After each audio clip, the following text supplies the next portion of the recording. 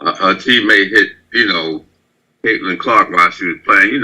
It's just trying to stop her from making the basket. Don't that it was an intentional foul though. But and then somebody coming up there talking about she's jealous of Caitlin Clark and she's a better player. I said, y'all need to stop with the drama. They can have all. Here we go. Let's show begin.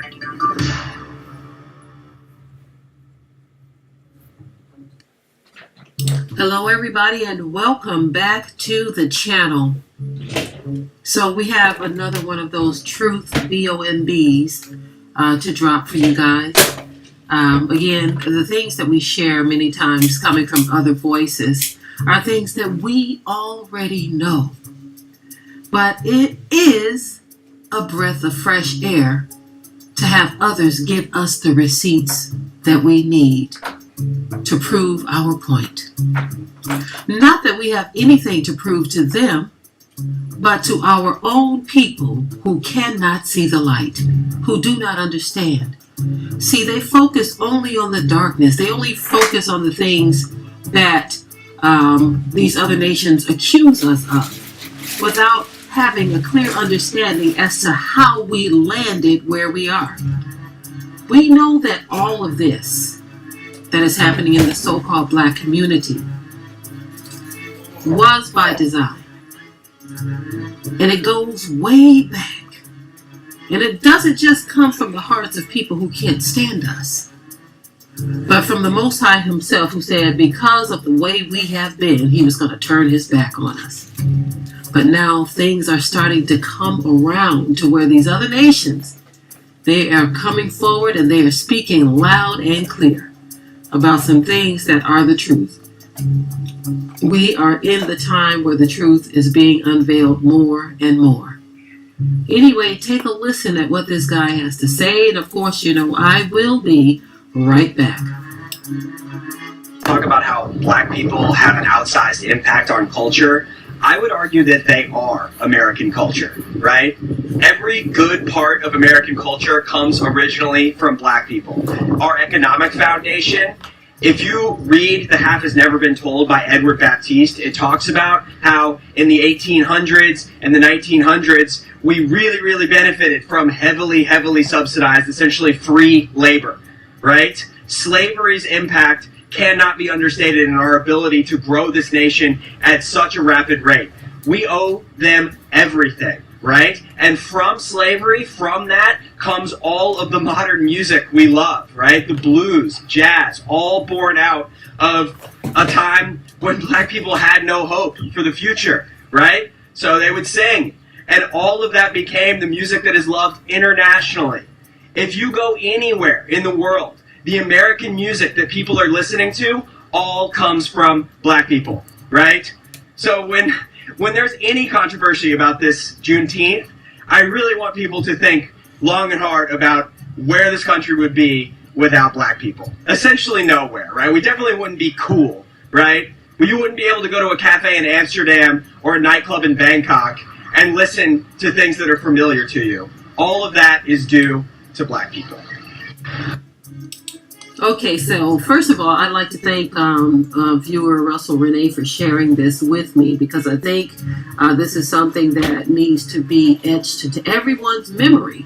The fact that a lot of culture that's here in America comes directly from so-called black people. Directly. Now, specifically, the tribe of Judah. See, we came over here and we brought all kinds of things. We've changed the fabric of their music, their industries, and all kinds of things, right? The talents of the Most High's children are great. Not that those things should earn us any points, but we want folk to know where it all comes from. A lot of the things that America will try to pass off as American-born, or should I say European-born, they actually come from so-called black folk. This is why you can go to museums throughout Europe, all of these European countries. You can go to their museums and you will see artifacts from black countries in Africa. So it's not just those who were brought here on those ships that they take and steal from, but also those who still live on the continent of Africa, still trying to get back what was taken from them. So you have to ask yourself, if there is a people who have such a rich culture, why do they have to go and take culture from everyone else? Why do they have to take artifacts from everyone else? Because the artifacts are ancient. Our artifacts are ancient, and they know that those artifacts predate them. Do y'all hear what I'm trying to say here? Those ancient artifacts from Africa predates the people who stole them. So that tells you right there who was first. And all of that does make a difference. So to hear this young man basically saying, he said every good part of American culture comes from black people. And then he goes on to say that they owe us everything. But you want to have people who want to sit back and pretend like none of that's true. They want to pretend like everything that they have, every thought, every concept, everything that's good comes from them.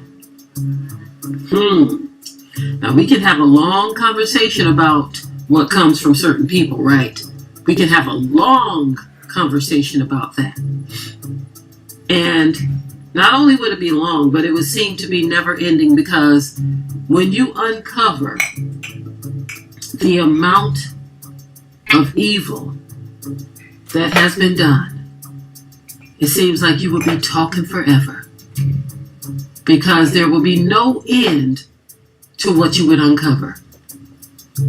So again, I say it is a breath of fresh air to hear, especially young people like this, coming forward and making an acknowledgement that not even their elders will make. Many of them try to pretend like that there was nothing that they've done that was out of pocket, as some will say. So anyway, I wanted to share this with you guys. It was shared with me, and I wanted you all to hear for yourselves that there are some people. Don't think that he's the only one who knows this. This is a young man, y'all. If he is saying that a lot of American culture comes from black people, you know that a lot of them know this, but want to try to pretend that they don't. That's just the way they do it. Anyway, thank you all for tuning in to this video. Until the next live or the next video, I want you all to stay prayed up. We hope you liked today's topic. Please leave your comments below. If you haven't already, subscribe to the channel. Okay. All right. Good stuff. I see why you like the young people, the young white people, Ed. I see that. Because they're coming out and they're exposing. And see, this is the thing, man. Many people don't really understand, man. But AI, all this technology, it has to operate off of the spirit of the truth, or it can easily be found inaccurate. So let's go to the scriptures. I want to go to. Let's see. Let's go to. I want to go to. I want to go today. I want to spend some time in Ezekiel chapter 23. Okay. Ezekiel chapter 23. And alright, let me see, man. I'm gonna make you co-host. Man. Alright. So stay on. I'm gonna leave everybody on mute. Unless you're talking. What? Okay, there you are. Dub, I was just looking for you too, fam. Alright. Okay. So I just want to make sure that you all understand how liberating it is to open your eyes and to understand true history, true culture, right? it's very important to understand that there is no getting away from the truth. There is no, the truth won't be revealed. Understand that a lie has a shelf life, right? You could tell a lie for 1,000 years, and one truth can take all those 1,000 years and destroy you, right? And so what I want to do is I want to go into another historical account.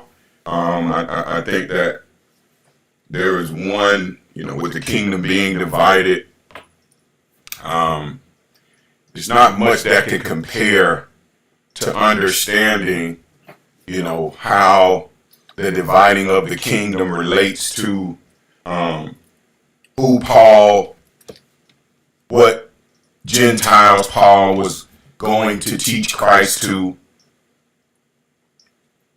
It's very important to understand that the dividing of the kingdom created Gentile Israelites. It created Israelites that cleaved unto the heathen nations. It created Israelites that forsook the holy covenant, that worshiped idols that were set up by Jeroboam, who was of the tribe of Ephraim. He set those idols up in Dan and in Bethel. He set those idols up for worship, the same way that they set the first Christian church up in Virginia on a slave plantation.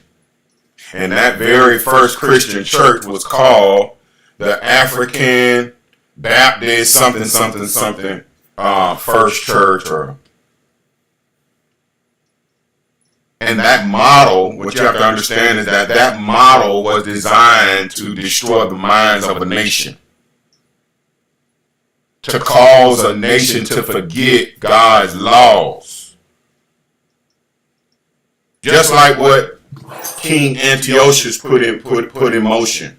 And I want to go to that too. I want to actually start with the 41st verse.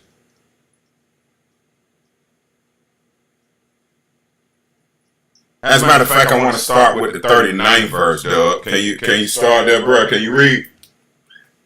Yeah, I can. 10:4, bro. What was the chapter again? Okay, this is First Maccabees, chapter 1. Chapter 1. And we're going to start at verse 30. Well, we're going to start at verse 38. I want everyone to be within context every time. It's just like when you get on a plane, you don't go to the bathroom to taxi the plane. Right? I want to make sure that when we come into class that we get in the cockpit, right? And then we put our seatbelt on, right?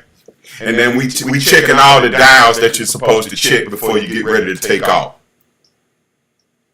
All right. I want everybody to notice that. Okay. So let's get in the cockpit. Let's go to the 34 verse. Let's start there, Doug.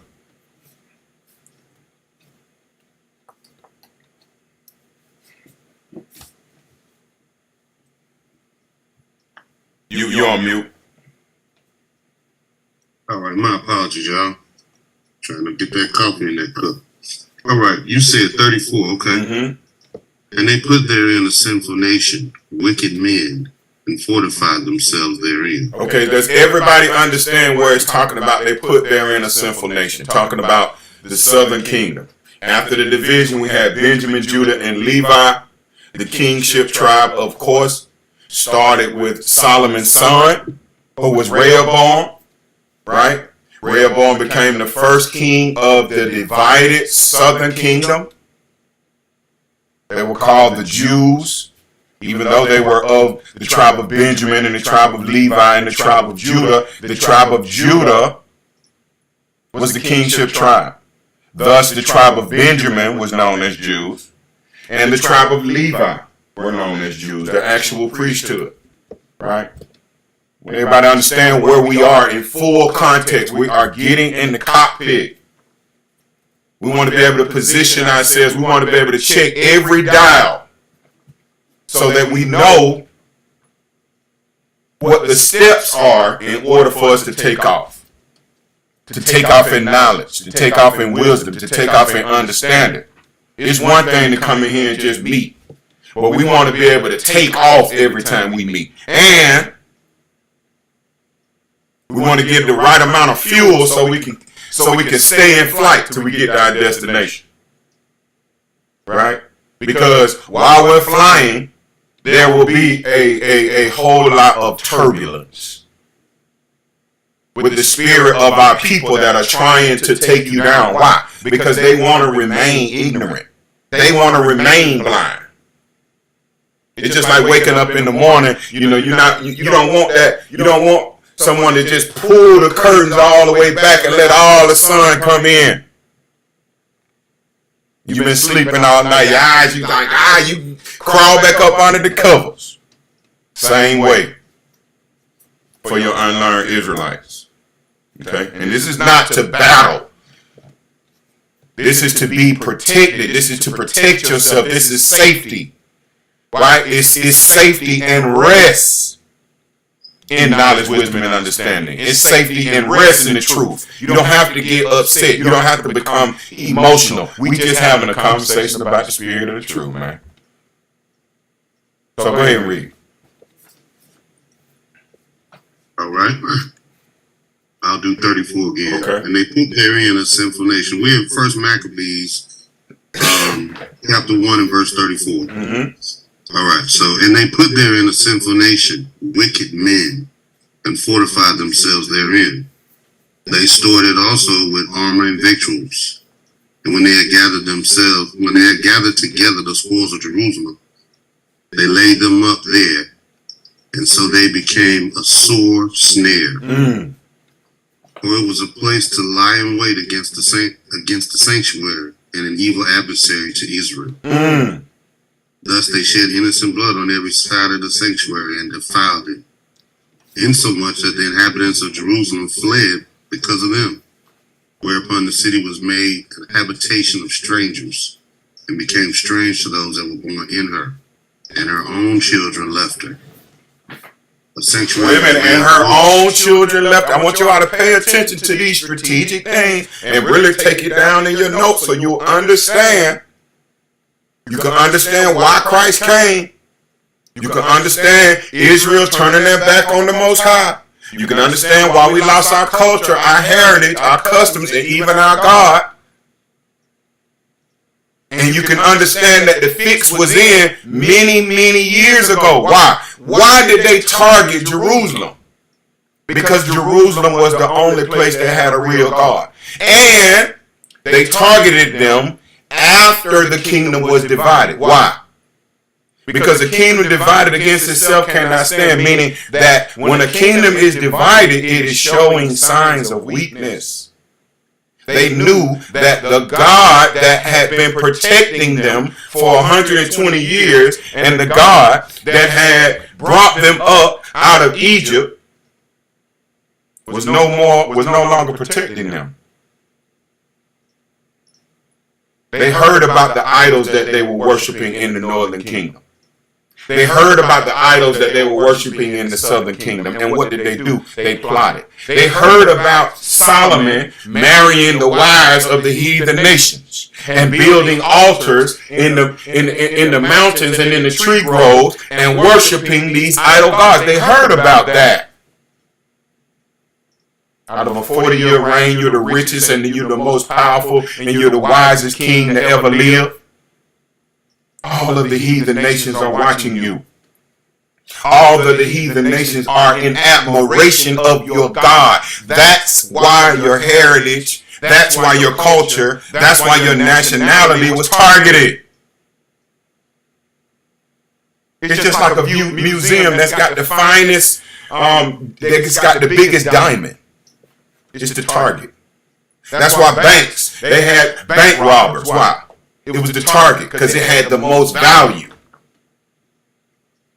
your nationality has the most value. That's why you're targeted as artists, because you've got the most talent on the earth. You are the salt of the earth. We just saw a video of a Caucasian telling you that all good American history comes from black people. Period. You don't have to agree with that. You don't have to like that. It's the facts.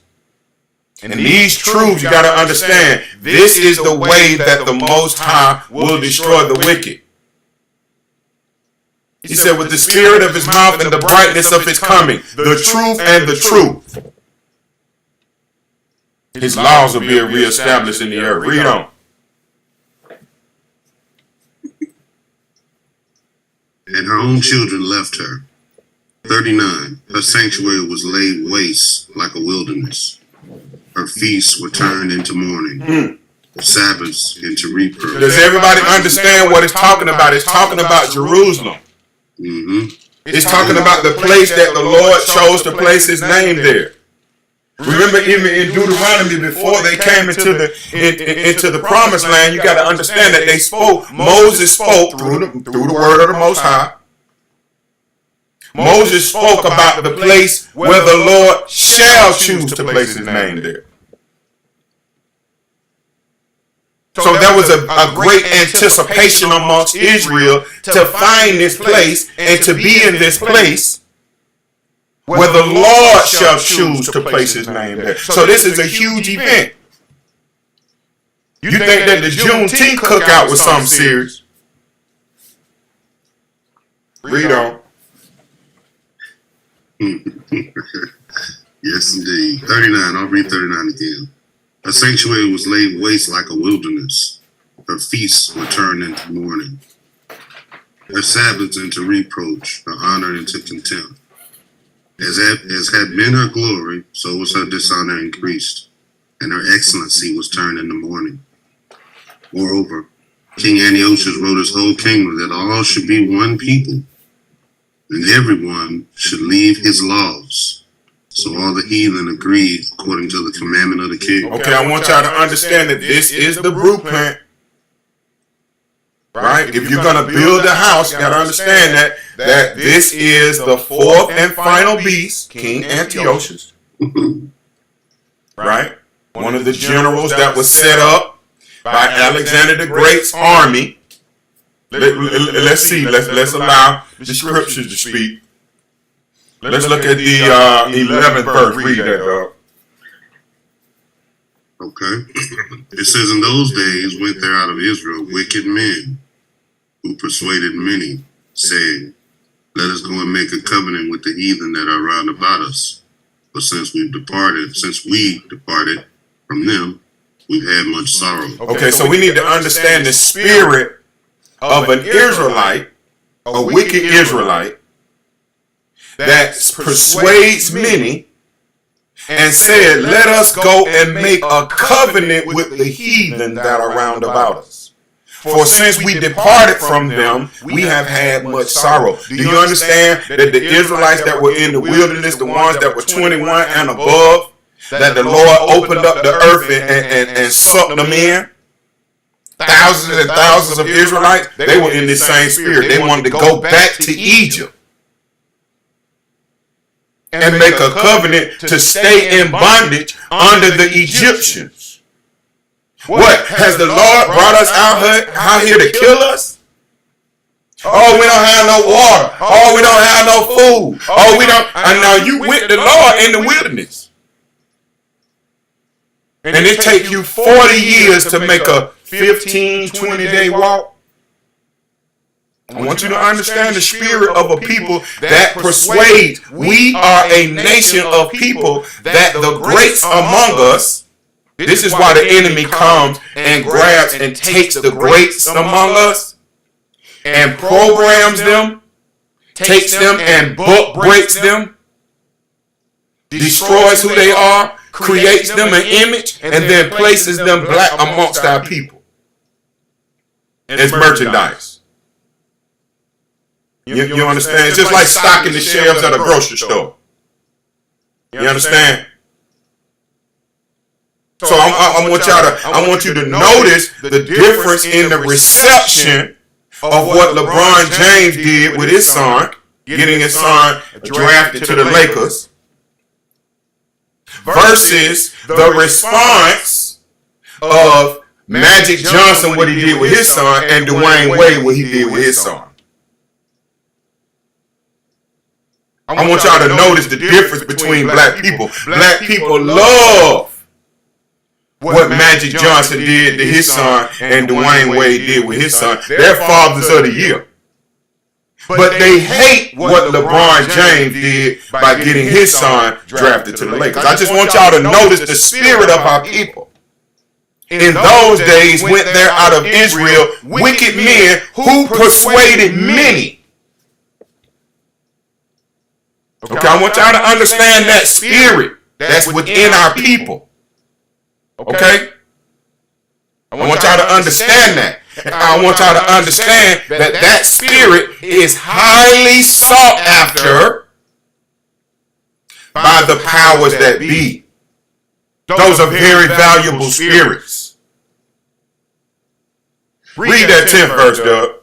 Wait. You know what? So read the 7th verse. Right? So Alexander reigned 12 years, then he died, and his servants bare rule everyone in his place. And after his death, they all put crowns upon themselves. So did their sons after many years, and evils were multiplied in the earth. So did their sons after many years, and evils multiplied in the earth. So now let's see, and you got to understand that this is the face of the fourth and final beast that would later become the Holy Roman Empire. This is Alexander, son of Philip of Macedonia. Let's read the first verse. All right. And it happened after that, Alexander, son of Philip the Macedonian, came out of the land of Chittim, had smitten Darius, king of the Persians and Medes, that he reigned in his stead, the first over Greece. Does everybody understand that? We're getting in the cockpit. We're checking all the dials. I want everybody to be able to check all the dials. We can't just take off. We can't go to the bathroom first and start the plane from the bathroom. We got to go into the cockpit and sit down and belt in and check the diagnostics. Check the dials. What is one such dial? We understand that Noah and his 3 sons and their 3 wives populated the earth. But there's something interesting about Noah's son, Japheth. And let's go there too. And this is Genesis, the 10th chapter. We are checking the dials. It's very important. It's hard to combat the truth with a lie. Christianity is a lie. You can't come with that Christianity madness when this truth is coming out. It will not stand. Okay? All right. So let's go to the... All right. Go start the first verse, girl. Tell them where you at. Okay. Oh, we're in Genesis chapter 10. Let's write that down, y'all. Genesis 10 and 1. All right. Now these are the generations of the son of Noah, Shem, Ham, and Japheth. And unto them were sons born after the flood. The sons of Japheth, Gomer, and Magog, and Madai, and Javan, and Tubal, and Mashish, and Tyrus. And the sons of Gomer, Ashkenaz, and Riplah. Yep. Say it again, bro. Ashkenaz. See, that's what they. This is what they try to pretend as though they call themselves Ashkenazi Jews because they want you to think that they're from Japheth without them saying that. Do you understand what I'm trying to say? There are Israelites that believe that they come from Japheth and not Edom. I just want y'all to watch the game that gets played. Why? Because we want to check the dials. We want to make sure everything is in proper place and it has the proper reading on those dials before we get ready to taxi the plane and take off. Because you know when we get ready to take off, we got to go full throttle. And the only way to go full throttle is to not have to think. That's why you want to set it up first. You don't have to think, you just move. I want everybody to pay attention to what's going on. Read on, bro. Read 3 again. And the sons of Gomer, Ashkenaz, and Riphath, and Togarmah, and the sons of Javan, Elisha, and Turkish, Kittim, and look like Domanian. And these were the isles of the Gentiles divided in their land. Wait a minute. Before you go there, I want you to understand the sons of Japheth. Understand that these are Japheth's sons. Gomer, Magog, Madai, Javan, Tubal, Meshach, Tyrus. These nations, all of these nations have been changed. The names of them have been changed. Why would they change the nation? Why would they change the name of the nations? So when you look on the map, or when you're thinking about a nation, or when you're looking at the news, or when you're listening to one of these swine-eating, jack-legged, Sambo-coon, buck-broken Christian pastors, you don't have an idea of what's being said and about who. These nations are the same nations that are in the earth now. They just renamed these people. And one of Japheth's descendants, after the flood, name is Kittim. I want everybody to write that down, and I want you to put in your mind and understand what is happening. I want you to be able to follow in context. We are going to read the dials. We are going to make sure that every dial is where it is supposed to be. Does everybody understand where we are? Does everybody understand that we are in Genesis, the 10th chapter, and we read from the first to the third to the fourth verse? In this reading, read verse 1 again, Doug. True. Now these are the generations of the sons of Noah, Shem, Ham, and Japheth.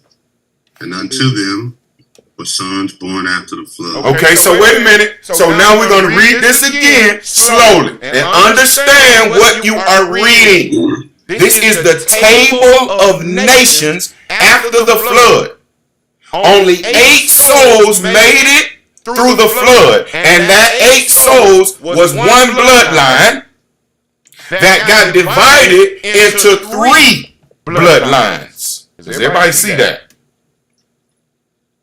Okay. And it says, now these are the what? Generations of the sons of Noah.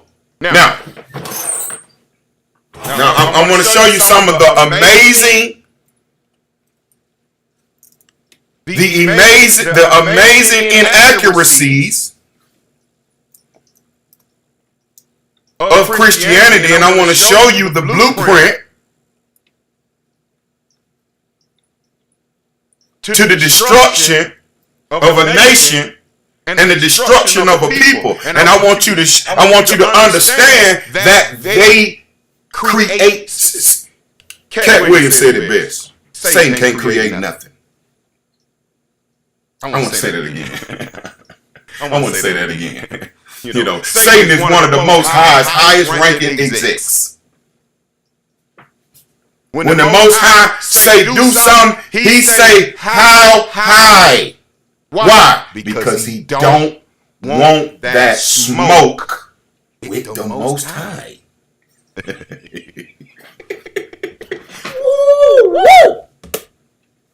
All right. So read verse 1. This. Yeah, read. Tell them where you at, dog. All right, we had Matthew. One of my favorite ones, Matthew 1:1.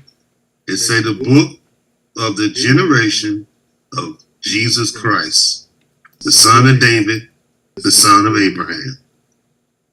Abraham begat Isaac, and Isaac begat Jacob, and Jacob begat Judas and his brethren. Okay, now wait a minute. Hold on. Wait a minute. I want you to do something again. I want you to read Genesis chapter 10 and verse 1. I want you to read that.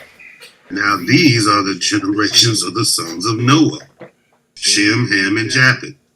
And unto them were sons born after the flood. Wait a minute. Okay, now listen. We're going to read it one more again. Listen, we checking the dial. Some dials we check 2 or 3 times.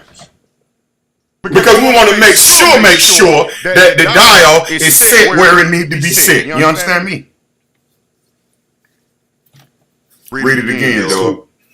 Okay, Matthew 1:1, the book of the generation of Jesus Christ, the son of David, the son of Abraham. Wait a minute. Okay, so was Noah? Did Noah's 3 sons were they immaculate?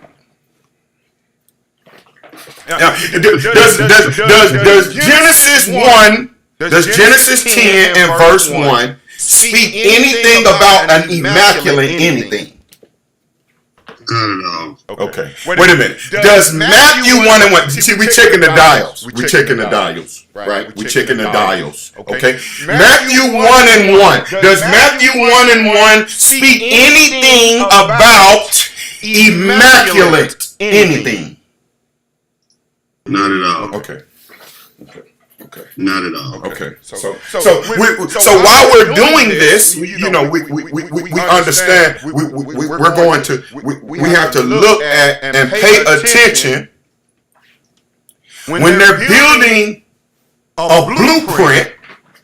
They are creating it based upon the truth.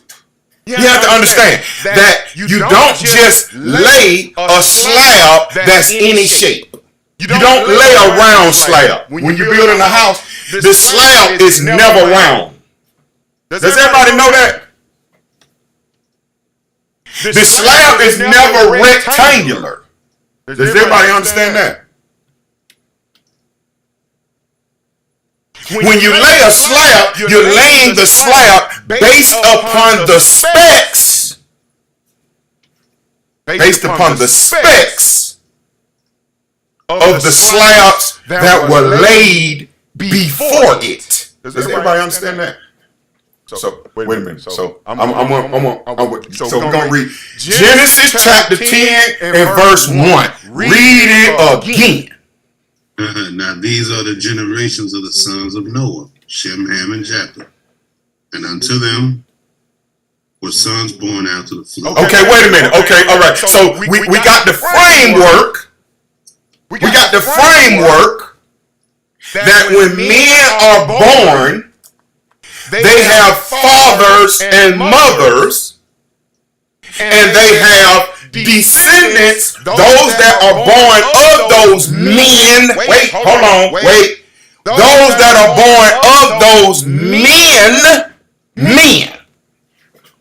Okay, wait. Let's see. Let's look up the word matrilineal. First family tree we looking at here. We're looking at the blueprint. We're looking at the blueprint of how did they steal a nation and a people. Okay, all right. So this is. Let's see. Read that, dog. I hope I ain't push you too quick. Go ahead. Read that. Matrilineal descendant. In a matrilineal kinship system, an individual would first be seen as belonging to his or her mother. Wait a minute. Okay, wait a minute. Hold up. Wait. Okay, wait. Hold on. Go again. Go. Read it again. This is talking about a matrilineal descent. The matrilineal kinship system. An individual will first be seen as belonging to his or her mother. That individual's clan would be further traced through a female line, and they could be seen as belonging also to their grandmother, great-grandmother, and so on. Okay. All right. The daddy. Okay.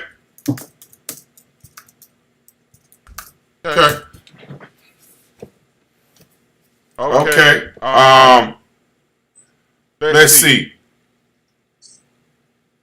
Let's read. Can you read that, bro? Can you read that? Pretty sure I can. Let's see.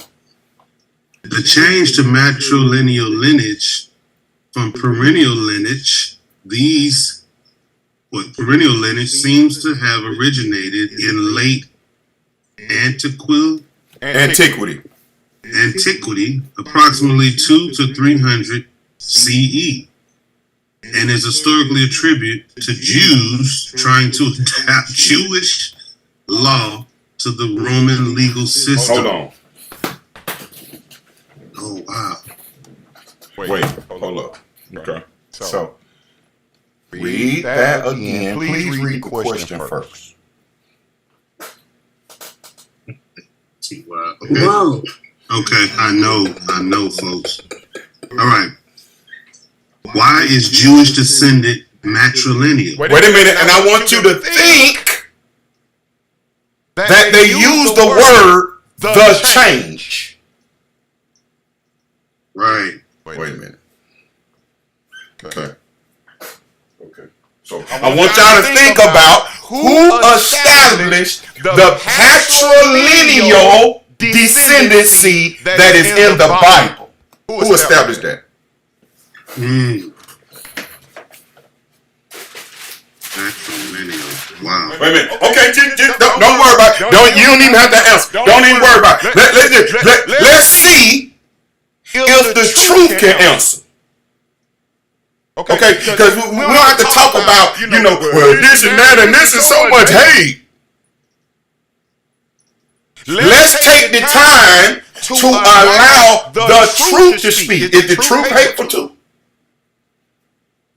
The truth is only hate speech to a liar. Can you read it again, please? Absolutely. Why is Jewish descendant matrilineal? The change to matrilineal lineage from paternal lineage, did I say that right? Paternal lineage seems to have originated in late antiquity. Antiquity, I'm sorry, y'all.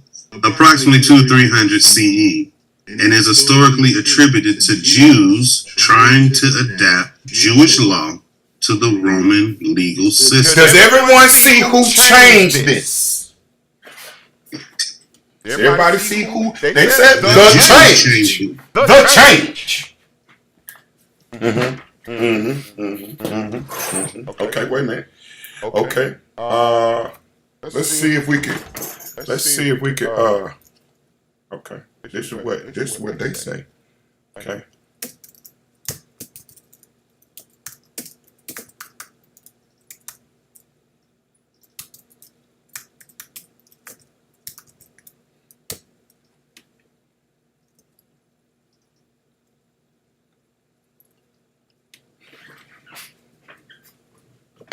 Can you read that?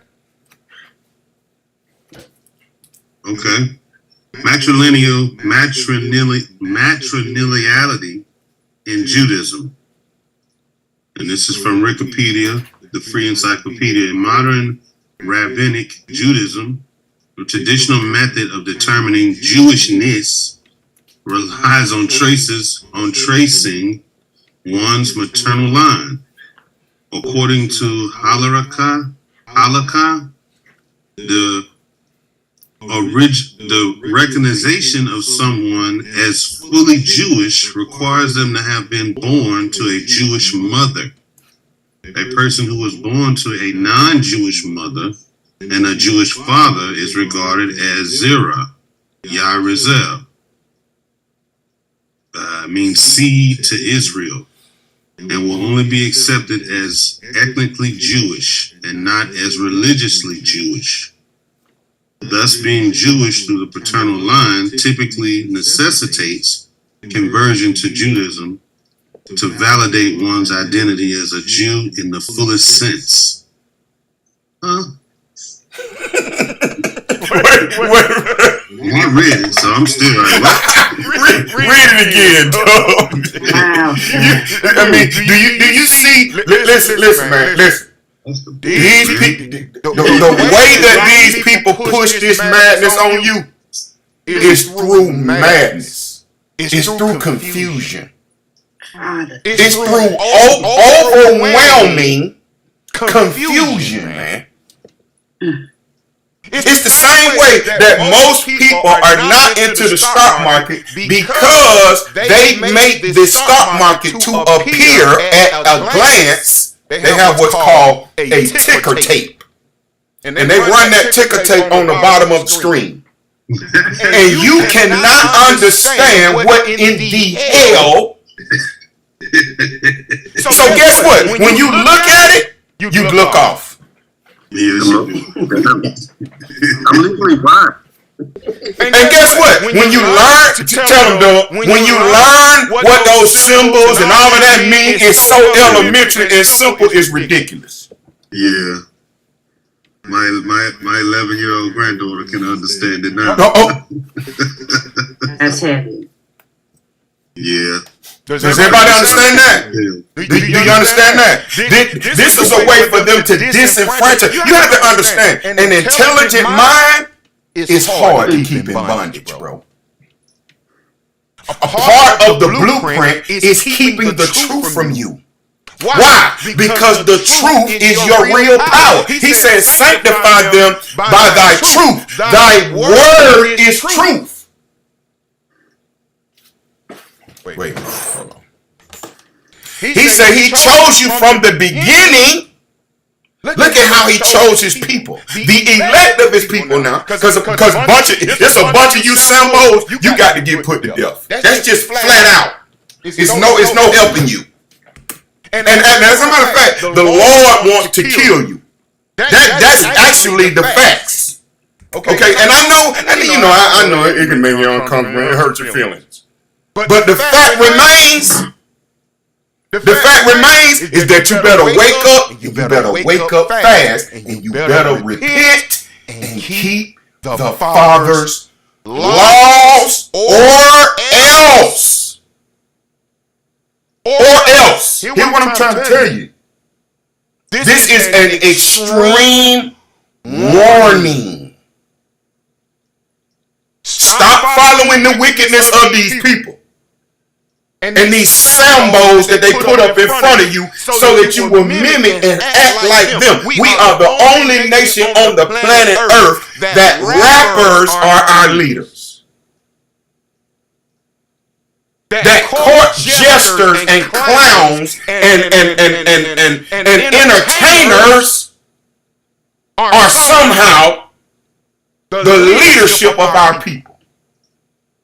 And they bowed to the wicked long time ago. I want y'all to pay attention to what's going on. So start at the 7th verse, bro, and tell them where you're at. Okay, we checking the dial. I hope you still in your. Listen, you are the pilot of your own life and your own spirit. You decide if you're gonna take off or not. Now you can stay grounded as long as you want to, but what's the good of being a pilot if you don't take off? Wow. Now read. Pay attention. This is 2 Thessalonians chapter 2. We're gonna start at, you said 2? Mm-hmm. No. 2 Thessalonians start at verse 7. Wait a minute. No, start at verse 5, bro. Now start at verse 1, man. That thing too high, man. That thing too high. 2 and 1. Okay. Now we beseech you, brethren, by the coming of our Lord Jesus Christ, and by our gathering together unto him, that ye be not shaken in mind, or be troubled, neither by spirit, nor by word, nor by letter, as from us, as at the day of Christ is at hand. Let no man deceive you by any means, for that day shall not come, except there come a falling away first, and that man of sin be revealed, the son of perdition. The son of perdition, the son that will perish. Guess what? We got many Israelites that will perish. Those are the ones that reject the spirit of the truth. It's not just Judas. You understand? It's not just Judas. I need y'all to understand that. It's many Israelites. It's the 2/3 Israelites. The ones that think they already saved. The ones that think that they can get to the kingdom without doing what God says to get there. The ones that think that they can take the Son without having even acknowledging the Father. The mentally ill, those are the ones of our nation that are full of demons. They are what the Catholic Church call possessed. Meaning they are under the dominion of their sin. But why don't you know how to identify them? Because you don't know what a demon looks like. You don't know that a demon eats swine and teach his congregation to eat swine. You don't understand that. You don't understand that it takes a demon to say that you don't have to keep God's law, to teach that to the Israelites. When the reason for the Israelites being destroyed is because of cleaving unto the heathen nations, worshiping their gods, and rejecting the Most High's laws, statutes, and commandments. Okay? So it takes a demon to do that. You got to understand that you get these Christian pastors that want to, especially black Christian pastors, they want to talk about the Pharisees and the Sadducees, and you could not, listen, stop talking about the Pharisees and the Sadducees. You cannot come close to the Pharisees and the Sadducees. Okay? You got to understand that even Satan himself did not have the audacity to tell Israel not to keep the Most High's laws, statutes, and commandments. You gotta understand that. He tempts you. That's what you gotta understand. If you don't understand where it comes from, if you don't understand the root, you can't understand the offspring. We checking the dials. We checking the dials. Okay? We can hear that engine. Because you know it's a certain amount of time when you got to sit and you got to even hearing that engine is a part of you checking the dials. If that engine don't come on, you can just check them dials. You checking the dials for nothing. You don't turn the engine on after you get ready to take off, do you? I would assume that the engine got to be on while you checking the dials. You know, I had somebody say to me, well, because of Terrence Howard, and Terrence Howard saying zero don't have a value, and I'm saying now all of the time that you done set that scale to tear, you mean to tell me that zero is not a starting place? You're saying that zero really has value, but we just been told a lie all this time. Wait a minute, you got to start somewhere. Okay? 1 times 1. How can 1 times 1 equal 1? I mean, this is the madness that we have black people talking about now. Well, 1 times 1 equals 1 because 1 is only a multiple. When you multiply 1 by 1, it's only 1 multiple. It's only 1. That's why 2 times 1 is 2. Do you understand that? Because it's 2 ones. So see, this is what we got to deal with. We got to deal with a people that are so easily swayed from the spirit of the truth. That only people, all they got to do is sound smart. And all of a sudden, all of this is lies, and this is this and that and this. Keep reading, dog. All right. Yeah, 4. Who oppose it and exalt himself above all that is called God, or that is worship, so that he, as God sitteth in the temple of God, showeth himself that he is God. Remember ye not that when I was yet with you, I told you these things? And now ye know what withholdeth, that he might be revealed in his time. For the mystery of iniquity doeth already work. Only he who now letteth will let, until he be taken out of the way. And then shall the wicked be revealed, whom the Lord shall consume with the spirit of his mouth, and shall destroy with the brightness of his coming. I want y'all to understand the power of that verse, man. Listen. I want y'all to understand the power of that verse, man. The Lord shall consume with the spirit of his mouth. When you think about consumption, you got to think about fire, man. You got to think about when fire completely consumes, bro. You got to understand that. You got to understand that. The Most High is going to consume the wicked. Consume. I love it. I love it. I love it. Amen. Read it again. All right. It says, I guess 8, yeah. And then shall that wicked be revealed, whom the Lord shall consume with the spirit of his mouth, and shall destroy with the brightness of his coming. Amen. Read on. Even him whose coming is after the working of Satan, with all power and signs and lying wonders, and with all deceivableness of unrighteousness in them that perish. And all deceivableness of unrighteousness, meaning that you think you live in righteous, Christians, but you're unrighteous. You're in opposition to the Most High. That's why your prayers don't have no power. Hell, a clock is right twice a day. A broke clock. So don't attribute them little bitty wins. That's because of your ignorance. That's just because of your ignorance. You understand? Read it again. Wow.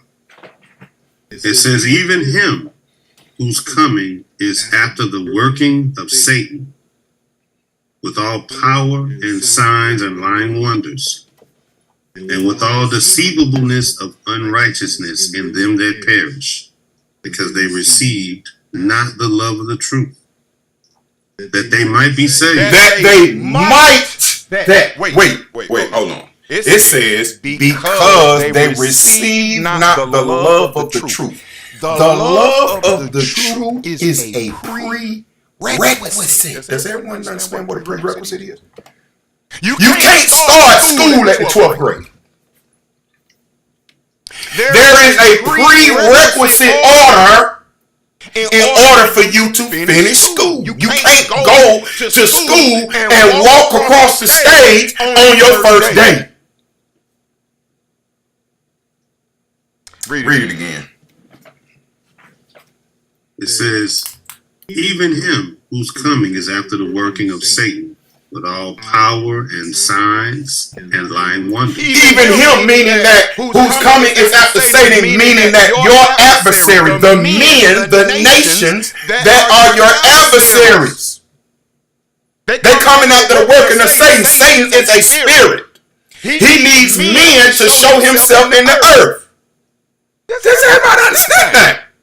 Because he is seeking to be like the Most High. The Most High made man in his image. I don't understand where the confusion is. A spirit needs the flesh in order to show himself in a flesh and spirit world. Read on. It says, and with all deceivableness of unrighteousness in them that perish, because they received not the love of the truth, that they might be saved. And for this cause, God shall send them strong delusion. Wait a minute. God shall send them strong delusion. That would make me, just that would make me fearful of the Lord. Now to make me look around in the Christian church and be scared as I could possibly be. What if this is the congregation of the dead?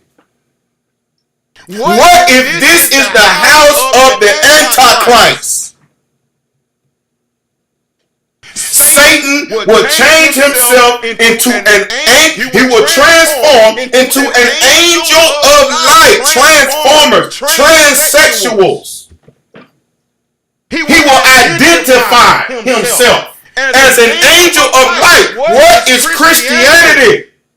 But a transformation of Satan into an angel of light.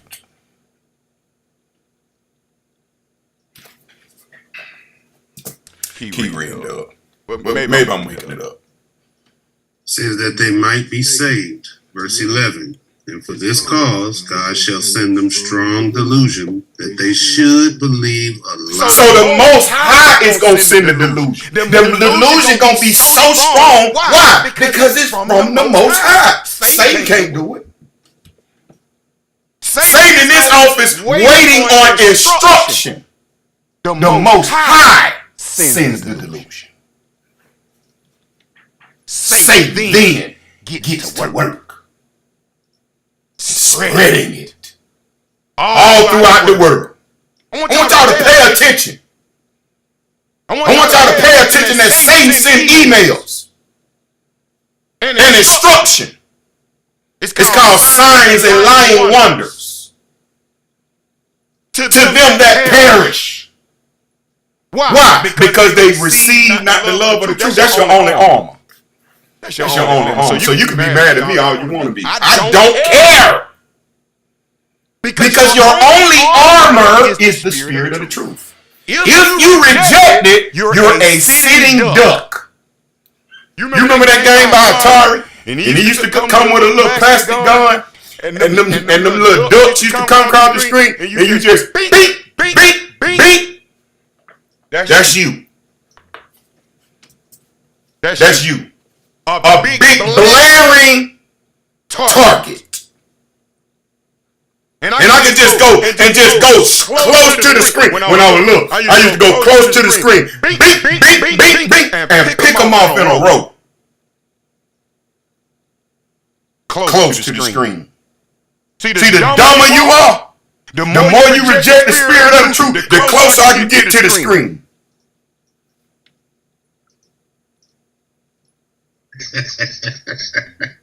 Duck hunt. You remember how that dog used to jump up and just... Yeah, I done bust him a few times.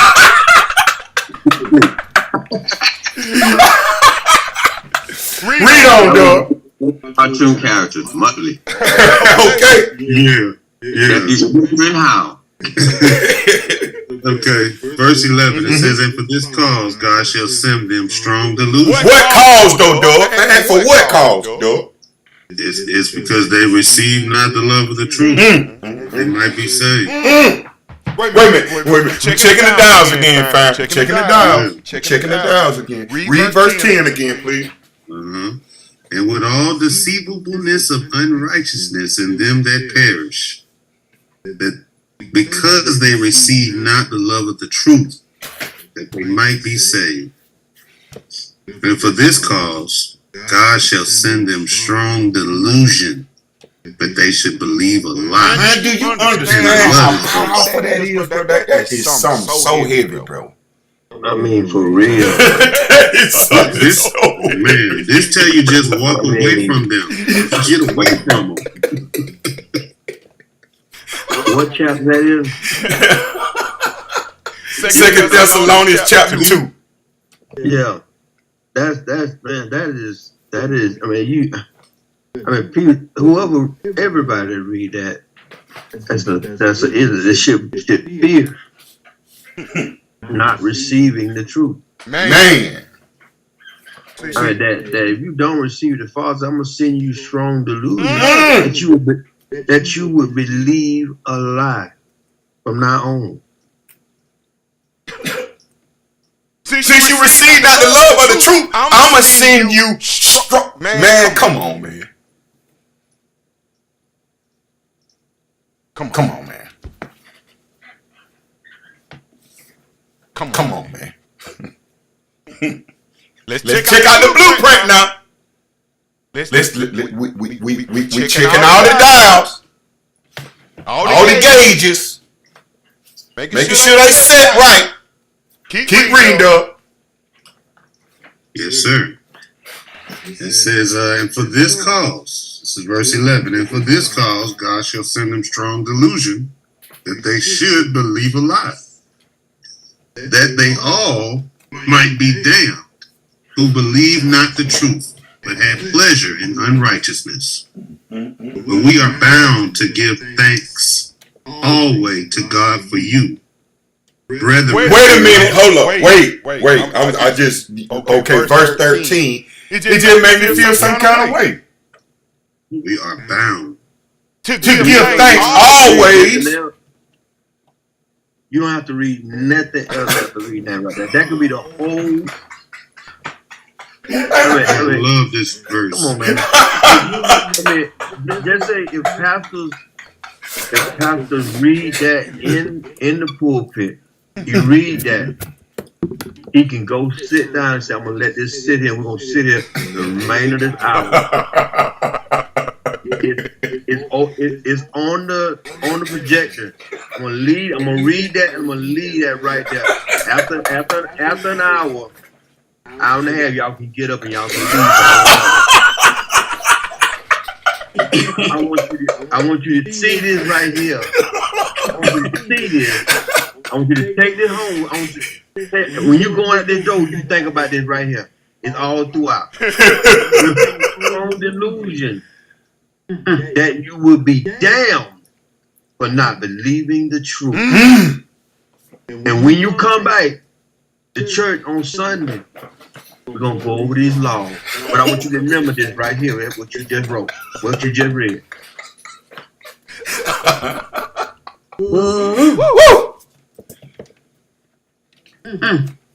If you don't understand nothing else in the Bible, you better understand this.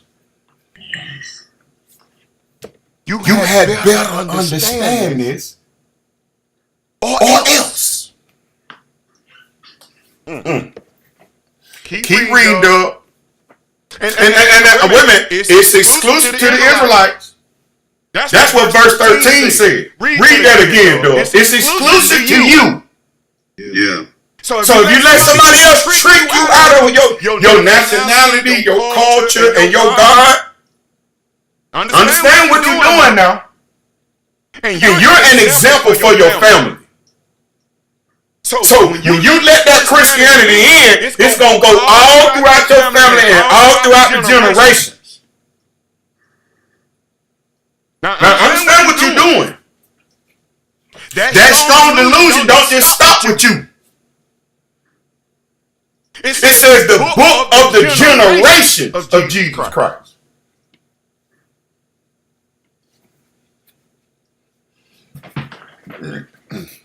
Okay. So you can't even get started when you think that Christ does not have a fleshly, physical father. If Joseph is not his physical father within your doctrine, you can't even access the spirit of the truth. You start out with a lie. I want you to understand that. Understand that. That's in your slab now. This is your slab. You're building based upon, and I'm gonna show you. I'm gonna show you where you get your bricks from, where you get your blueprint. That's what we're designed to do. I want you to make sure you read all the gauges. And I want you to hear those engines Why are you checking the gauges? Read 13 again, bro. Sure.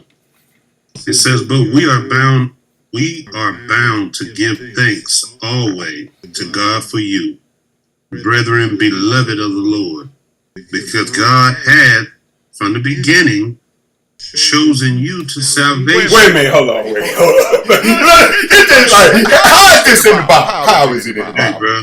Like Cuz say, it's over. You just let them marinate on that and come back in the hour.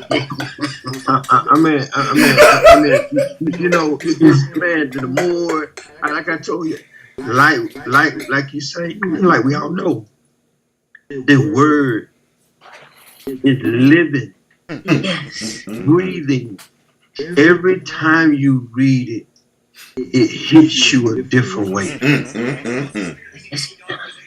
Every time you read it, it hits you a different way. No, it's so powerful that no matter where you are, it can make you stand to an attention.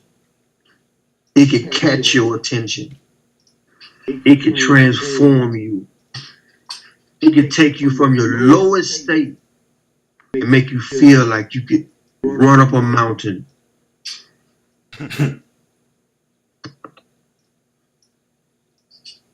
God will send them strong delusion. God will send strong delusion. God will send it. And it said, and for this cause. What is the cause? Since you don't want to receive the love of the truth, the Most High gonna send you stronger. In other words, He gonna send you a movie so you will believe the lie. He gonna send you a blockbuster movie. He gonna send you the 10 Commandments. He gonna send you the Christian church. He gonna send you the Catholic church. He gonna send you the Muslim mosque. Lies that's been around for years and years. He gonna send you that you African. The first black church was built on a plantation called the African Baptist such and such and such church. Can't find that church nowhere in the Bible. And how can anything that was started on a plantation be good for black people today?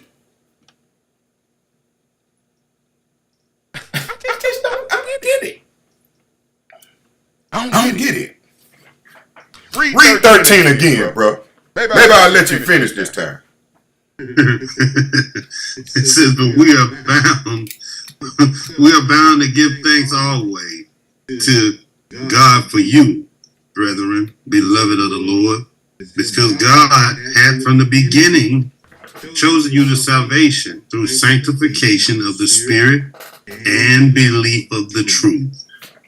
Whereunto He called you by our gospel to the obtaining of the glory of our Lord Jesus Christ. Therefore, brethren, stand fast and hold the traditions which ye have been taught, whether by word or epistle.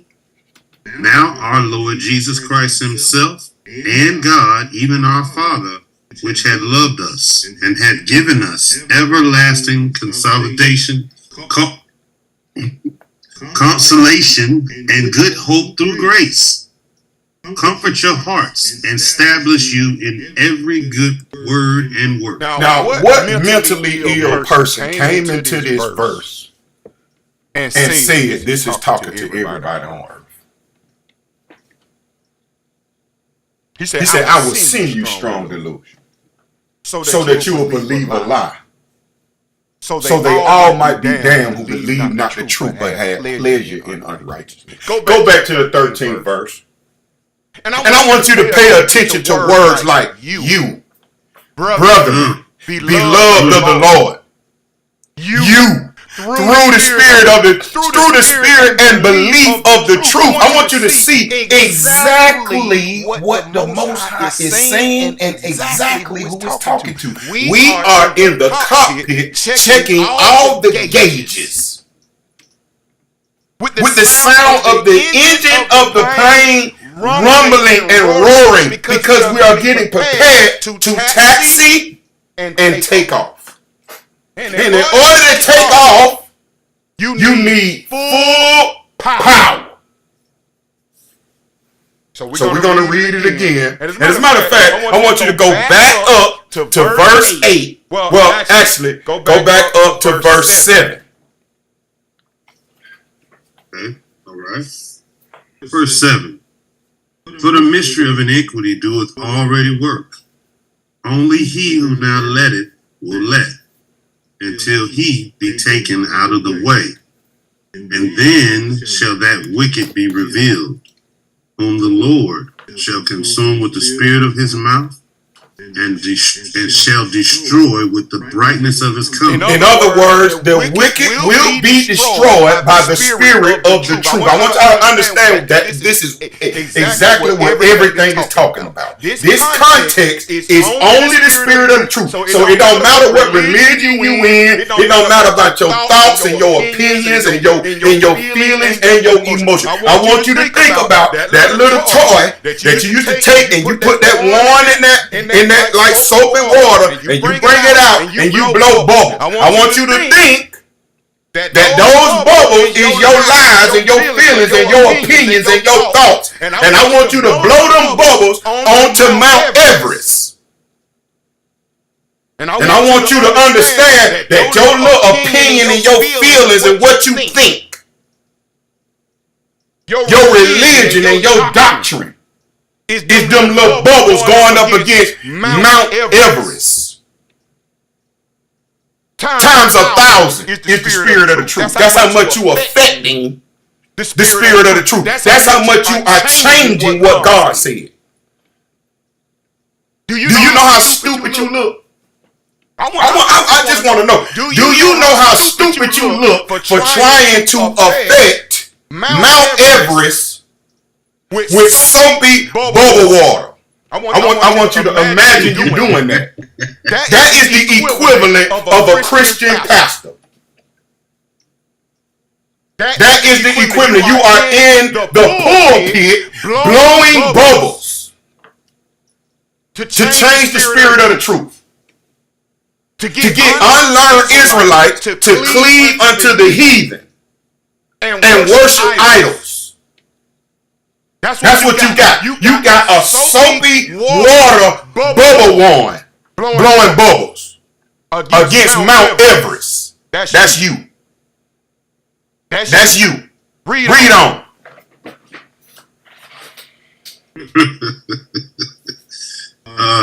What was I? Okay. 9. Even him whose coming is after the working of Satan, with all power and signs and lying wonders, and with all deceivableness of unrighteousness in them that perish, because they received not the love of the truth, that they might be saved. And for this cause God shall send them strong delusion, that they should believe a lie, that they might be damned who believe not the truth, but had pleasure in unrighteousness. And I want to make sure we got to go back to what caused, Doug. Can you tell us what caused?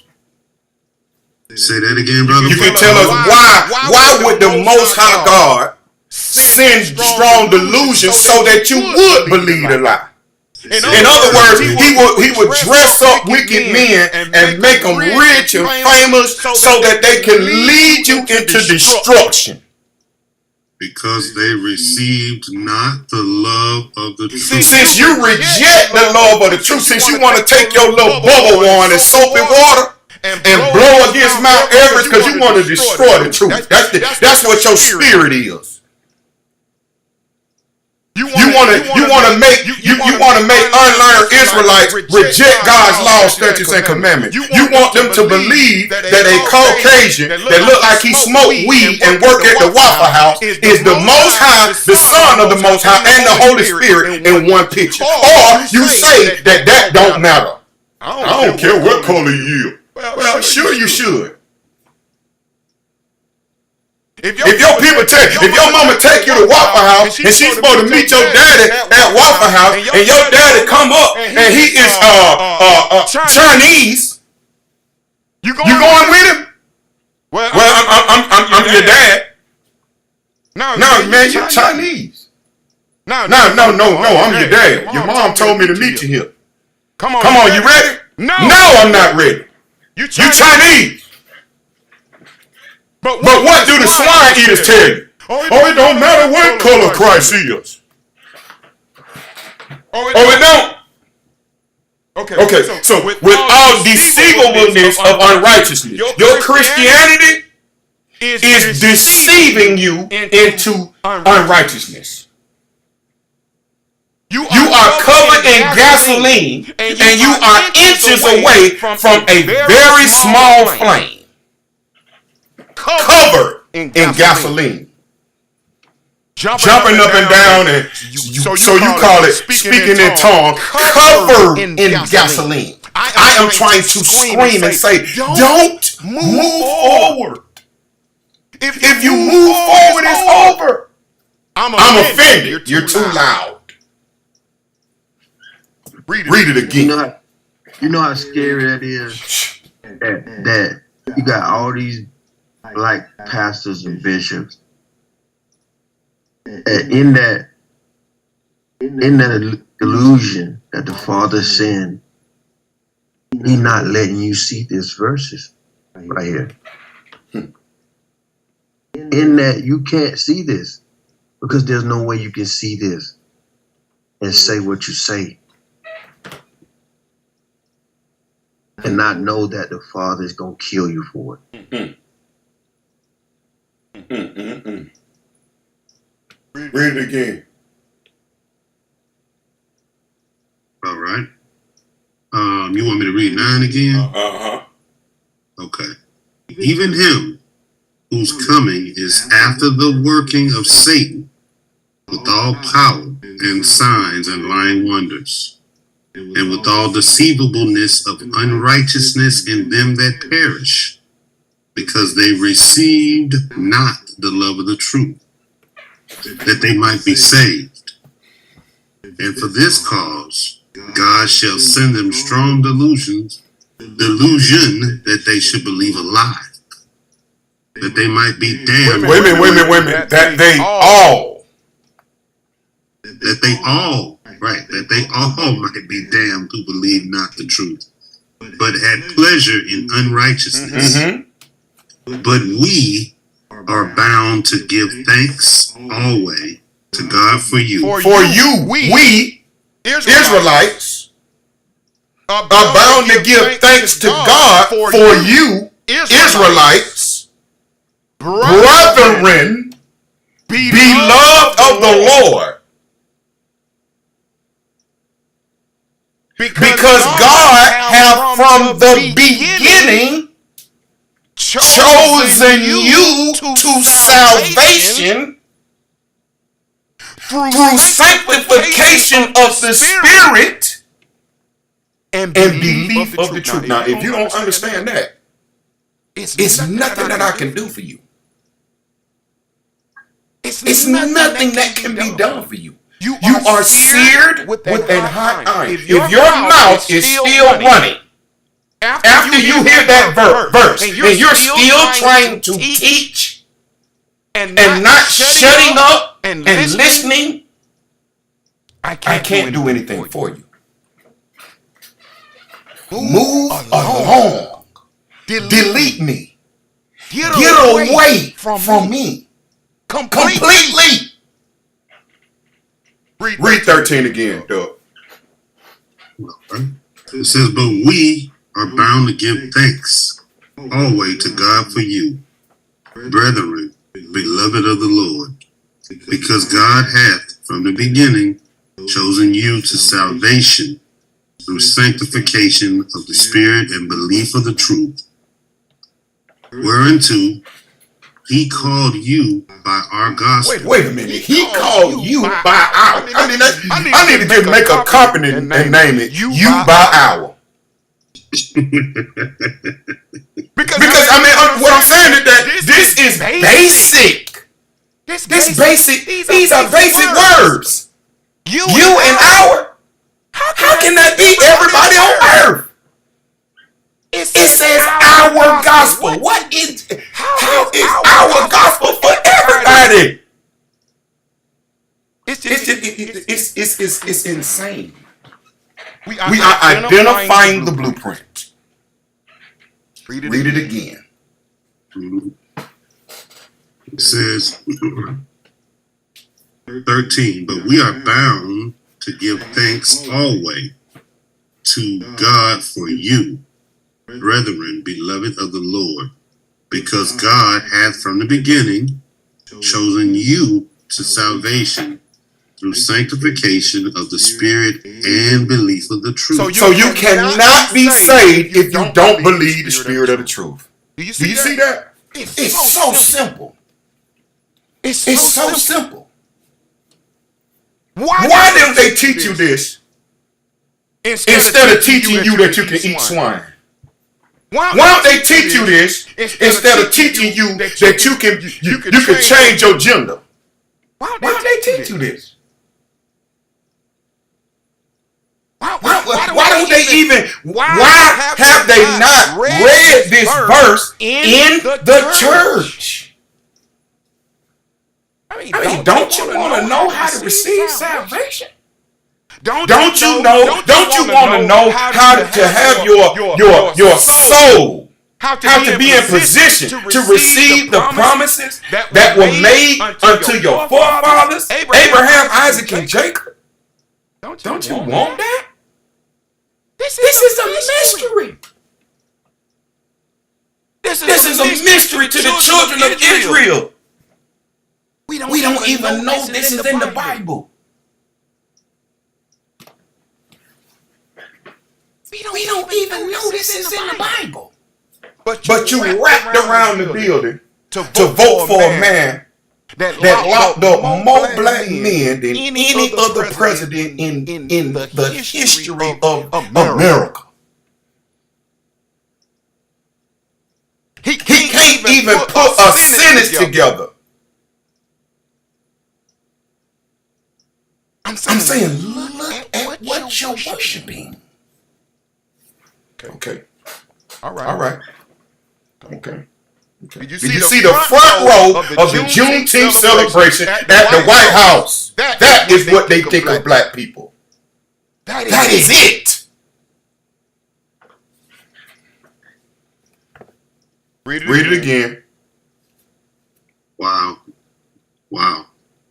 It says, but we are bound to give thanks always to God for you, brethren, beloved of the Lord, because God hath from the beginning chosen you to salvation through sanctification of the Spirit and belief of the truth, whereunto he called you by our gospel to the obtaining of the glory of our Lord Jesus Christ.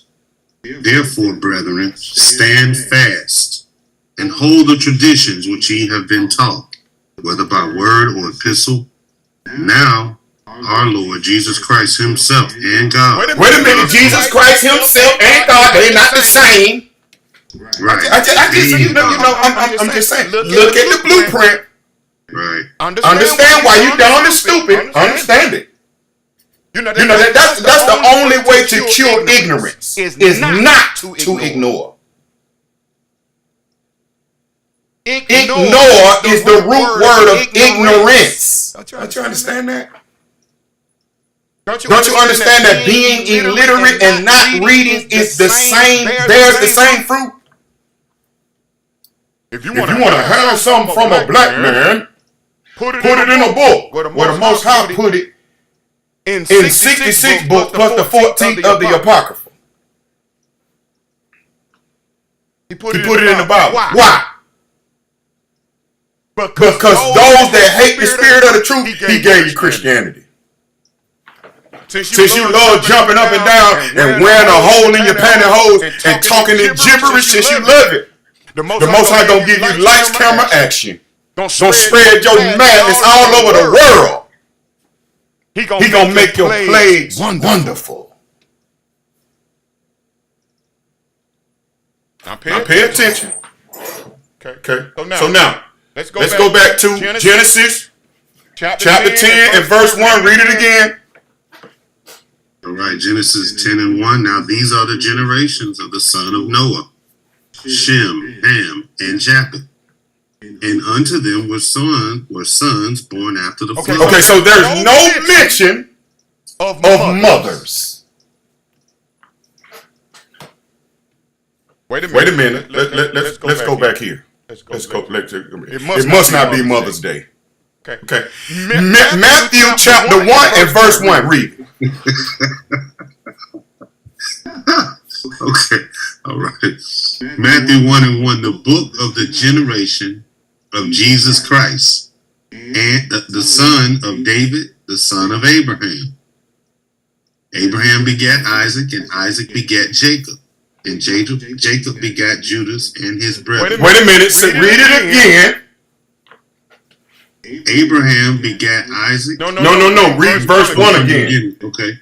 The book of the generation of Jesus Christ, the son of David, the son of Abraham. Hold on. Stop. Wait a minute. Read Genesis chapter 10 and verse 1. Now these are the generations of the sons of Noah, Shem, Ham, and Japheth. And unto them were sons born after the flood. Wait a minute. These are the generations of Noah. Now wait, hold up. Wait a minute. Now let's read this. Let's read it. Read that again, Doug. Okay. Matrilineality in Judaism. In modern rabbinic Judaism, the traditional method for determining Jewishness relies on tracing one's maternal line. Wait a minute. By tracing one's maternal line. Read on. According to halakha, the recognition of someone as fully Jewish requires them to have been born to a Jewish mother. Wait a minute. Hold on. 1 second. Again, read Matthew 1 and verse 1. The book, Matthew 1 and 1, the book of the generation of Jesus Christ, the son of David, the son of Abraham. Wait a minute. So that means that Christian doctrine says that Jesus Christ. Wait a minute. This is Matthew 1. This is the first chapter of the New Testament. You know how they got them little Bibles that only got the New Testament in it? Well, it starts with Matthew 1 and 1. No Bible on planet Earth should exist with just the New Testament. But for you dummies, they cut all the prophets out the book. You ain't know nothing. They cut the law out the book. They cut all the prophets out the book. They cut the Tanakh out the book completely. Then they cut through the Protestant. They cut the Apocrypha, 14 books of the Apocrypha, and handed you a watchtower with a white Christ and white angels and a white congregation, and tell you that you are the witnesses of Jehovah. Knocking on your door and waking you up. And don't know the Bible than a man on the moon. Telling you that Christ never had an earthly father. Please read Matthew 1 and 1 again. Right. The book of the generation of Jesus Christ. And this is to the swine eaters, blow with that little bubble wand, blowing them bubbles. That's the equivalent of your sermons. Is the bubble wand in soapy water blowing against Mount Everest. You're trying to take down the spirit of the truth. You're trying to tell Israelites that they can eat swine and they can live in hell for 6 days of the week and come here and cry and come to the altar and say they give their life to Jesus, to a white man with long stringy brown hair that look like he work at Waffle House and smoke weed. And now keep in mind, it says that the rabbis, the rabbinic history, says in order to be recognized as Jewish, you have to have a Jewish mother. Maybe that ties right together with the Immaculate Conception, doesn't it?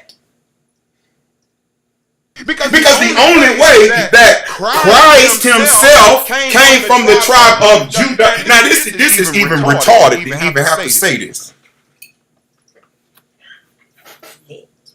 It's ridiculous to even have to say this to grown people. But we have pastors in the pulpit blowing bubbles at Everest. They're blowing bubbles all over the world. They're getting private jets so they can blow bubbles against Everest. And lo and behold, some of the bubble blowers are found to be power bottoms. I never even knew what that meant until a pastor came out with allegations of being a power bottom. I just known him to be a bubble blower. But it looks like in his second job, at the Diddy parties, he's a power bottom bubble blower. So this is for all of you swine-eating black Christian pastors. And your sermons, you don't dent the truth. Do you understand that? He said, with the spirit of his mouth and the brightness of his coming. I want you to imagine Mount Everest times 1,000, and then you're getting a piece of the truth. Once that bubble wide, that's how much effect you got on 1,000 Mount Everest. That's how much your sermon changes the spirit of the truth. With the spirit, I want you to be ready. Because it's coming. The spirit of the truth and the brightness of his coming. Read Matthew 1:1 again. Yes, sir. Matthew 1:1.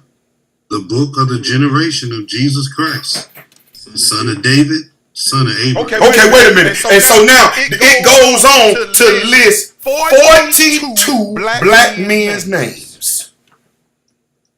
And the Christian church, the black Christian church especially, because I got to speak to you. Because you came from the broken black house slave men that they allowed to read. And the only reason why they allowed you to read is because they had to get the teaching of white Jesus into the unlearned Israelite slaves, the field slaves.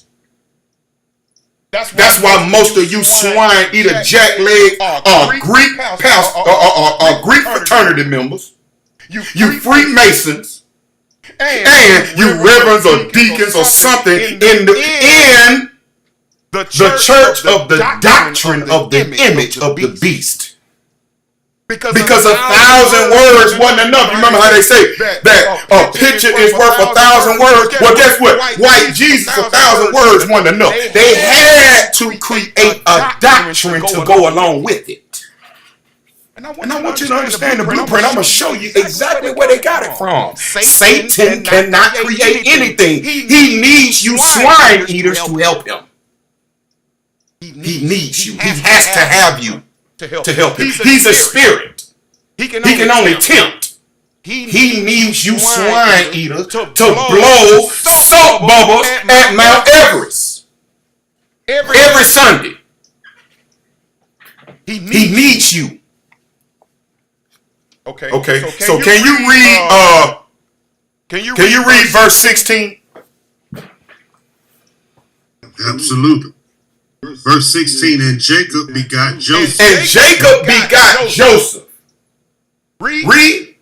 The husband of Mary. The husband of Mary. Wait a minute. Hold on. Wait a minute. So how long has been in the Bible?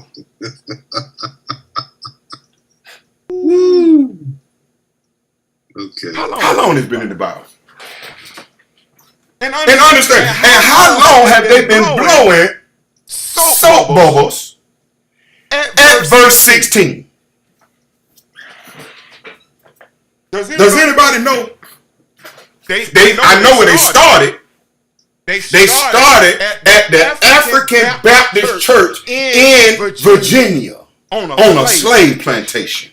Is where they started teaching the smoke bubble. The soap bubbles. When they start blowing soap bubbles, they start blowing on a slave plantation. And who did they get to blow the smoke, the soap bubbles? The book broken house slave men.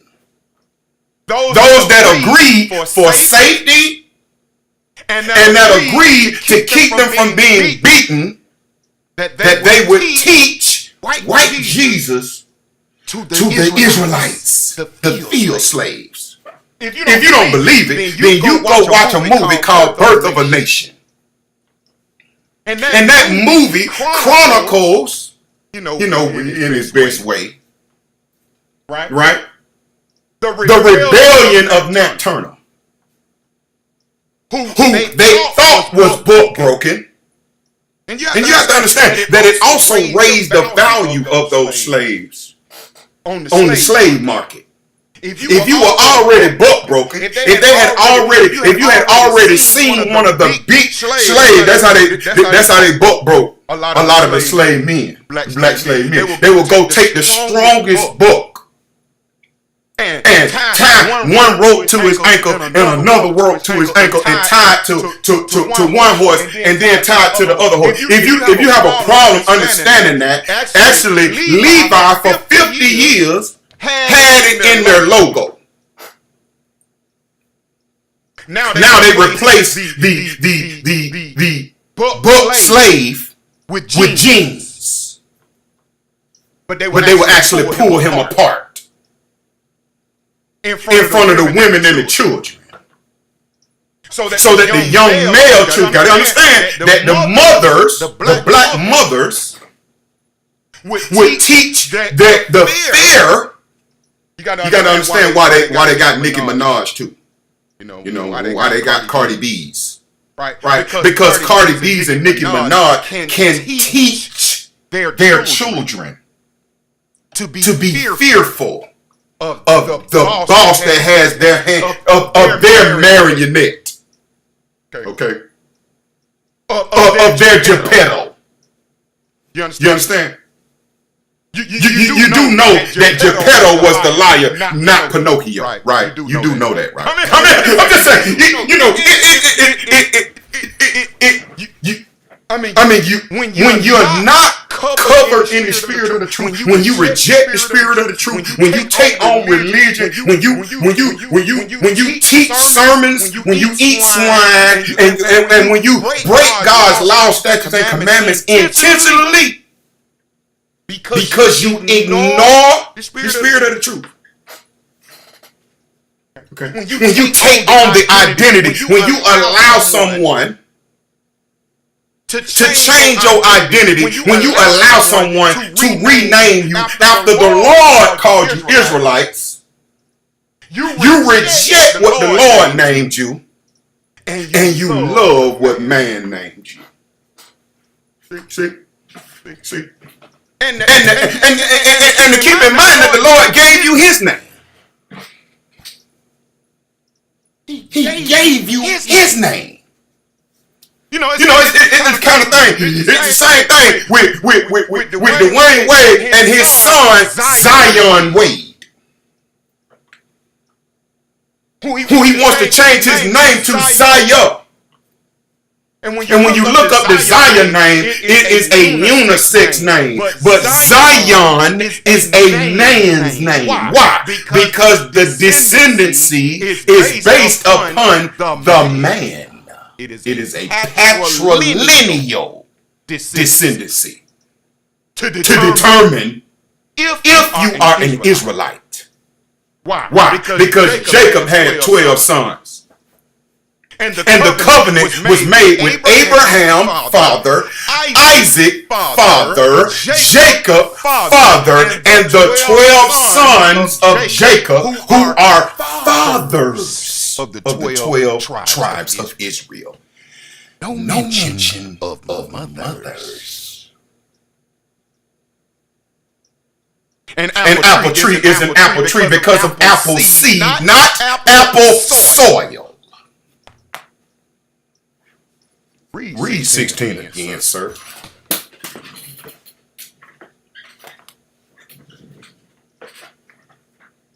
You on mute? All right, sorry about that. Where we at now? 16. Okay, 16. And Jacob begat Joseph, the husband of Mary, of whom was born Jesus, who was called Christ. And I want you all to understand that this is a chain. It's just like the blockchain. It's called immutable. Right? Meaning that you can't change it. And I want to show you how powerful it is. Because it's in the beginning of the New Testament, you jacklegs. We see you. We see you in the first verse. And the first two words of the New Testament is the book.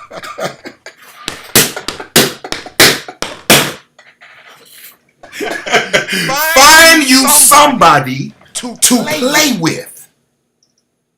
And I want you to understand from verse 2 down to verse 16. Is it possible for you to take any of those names out? It's just like you take an eraser, a pencil eraser, and go to your screen and try to erase any of them names. And or take your smoke bubble wand and try to blow it at the screen and see if you can get rid of any of them names.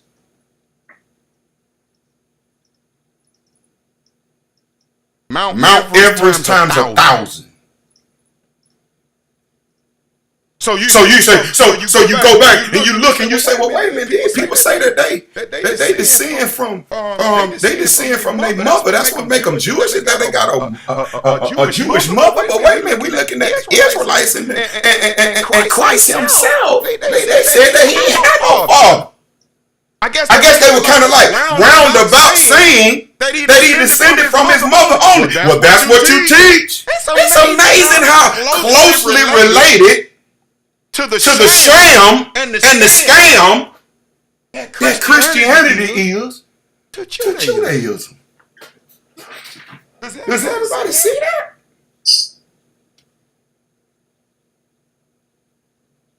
Maybe I'm just making it up. Let's just keep going. Let's see if it proves itself. Okay, Genesis chapter 10 and verse 1. Read it again. All right. Genesis 10 and 1. Now these are the generations of the sons of Noah, Shem, Ham, and Japheth. And unto them were sons born after the flood. The sons of Japheth, Gomer, Magog, Madai, Javan, Tubal, and Meshech, and Tyrus. And the sons of Gomer, Ashkenaz. Yep, they say they them too. Mm-hmm. Go ahead. And Togarmah. Mm-hmm. And the sons of Javan, Elisha, and Turkish, Tarshish, Tarshish, and Kittim, and Dodanium. Okay, so look, listen. I want you to set your eyes on Kittim, and I want you to write it down in your notes. Kittim. Now I'm gonna show you the connection. Okay. So we see that in the table of nations, after the flood, Noah, his three sons, Shem, Ham, and Japheth, and their 3 wives populated the earth. Does everybody understand that? This is the record of that. This is the Mount Everest. So it doesn't matter what you know. Pastor Soap Bubbles. It don't matter what he do. Power Bottom. It don't matter what he blow onto Mount Everest. He don't change it. Okay. No dig. Okay. I want y'all to understand what's going on. Kittim is a descendant of Javan. From Noah's son, Japheth. Does everybody see that? So the original occupiers of the land that is known as Greece today was originally occupied by the sons of Japheth. Pay attention to that. According to the Bible. Not according to the soap bubble blowers. Okay, because the soap bubble blowers, they say this don't none of this matter. Okay, remember that. Stick on that. Stay on that. When the spirit of the truth start coming out, I want you to stay on. It don't matter. Okay. While we equip Israel to repent and turn from their wicked ways and keep the Most High's commandments. Okay. And as a result, as a fruit that is bared from doing His commandments is understanding. Well, let's see if the book can teach us that. Okay. Let's see if that's taught in the book. Okay. Wait a minute. Okay. So we're gonna go right here.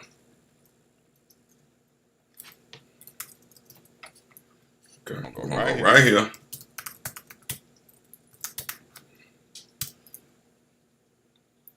Okay. Read that Psalm 111 and verse 10. Psalms 111. Okay, and 10, you said, right? Mm-hmm. All right. The fear of the Lord is the beginning of wisdom. Wait a minute, hold on, wait a minute. Stop right there. Okay, wait. How do you fear a God that has no laws? But you stop at every stop sign and every stop light, and you yield where it's time to yield. You say, I'm a law-abiding citizen of America.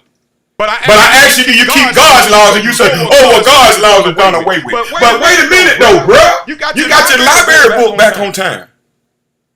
Read it again. Brother, are you live on TikTok right now? Yep. Okay. Mm-hmm. Read it again. Okay. And don't teach in my comments. Don't teach in my comments, period. Okay. Come in here to learn and shut your mouth. If you can't, push on. Don't come and teach in my comments, period. Okay. If you see anybody teaching, baby, block them. Okay. All right. Go ahead. The fear of the Lord is the beginning of wisdom. A good understanding have all they that do His commandments. Wait a minute. Okay, I want everybody to understand the prerequisite. I want everybody to understand the structure of verse 111. This is Psalms. This in your Bible. Dust it off. Get it off the mantelpiece. Okay. Read it for yourself. Okay. So now, read it again, dog. It says, the fear of the Lord is the beginning of wisdom. A good understanding have all they that do His commandments. His praises endureth forever. Amen. Wow. A good understanding. All they that do His commandments. Boy, stop. Come on, man. But you say, understand, smoke bubble blowers. This is in your sermons every week. This in your sermons every week. That the commandments are done away with. Well, how do we get a good understanding then? By being the church on time. But what about the line to the devil? What about the book line? I can't get past the book line to get into the sanctuary. And what about this verse that says that the Most High dwelleth not in temples made with hands? Should I just forget that? While I'm fighting over this parking space? Huh? And what about the pastor getting exposed? Now they just don't replace the pastor. You just got exposed for messing with the little boys, and they just bring another pastor in there to take his place. The church don't fall, nothing. And then I go over across town. I go to the south side to go to Creekdale Dollar Church, and he tell me that the man just had an accident. Go back to him.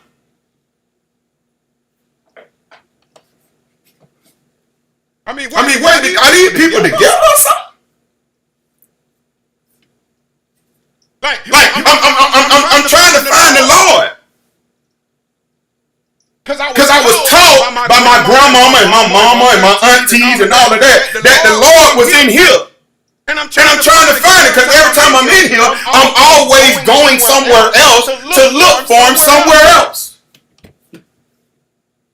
What Creflo Dollar said when he told him to go back over there, the man had an accident. Man, Is that what he really meant was, why are you coming over here? Because we do the same thing over here. Mm-hmm. Okay. Why you coming over here? Because we do the same thing over here. We know what he's doing. Can you read that? Read Proverbs 3 and 4, Doug. Sure. Proverbs 3 and 4. So shalt thou find favor and good understanding in the sight of God and man. Wait a minute. So thou shalt find favor and good understanding. See, when you receive that love of the spirit of the true man, it transcends anything these folk got going on, man. You're no longer confused, bro. It says you find favor. And then, who don't love favor of the Lord, bro? I'm just trying to figure out who don't love. I mean, listen, man. I don't care what you got going on. If you could lay down whatever you got going on for the favor of the Lord, I don't even have to know what he's doing. But just to know that it's gonna be his favor in it, I'm ready to go that direction. I will completely change course. For favor of the Lord and a good understanding. Read Proverbs 4 and 2. Maybe I'm making it up. Sorry, I was on mute. Proverbs 4 and 2. For I give you good doctrine. Forsake ye not my law. Wait a minute. Where are the swine eating bubble blowers? Is this verse not in your Bible? Because it's never in your sermon. Read it again. For I give you good doctrine. Forsake ye not my law. Now, how do you have Christianity for 100 years with this verse in the Bible? And you trying to decide whether to keep the Father's laws or not. Because a swine-eating bubble blower is telling you don't have to keep the Most High's commandments. So now you understand why you don't have an understanding.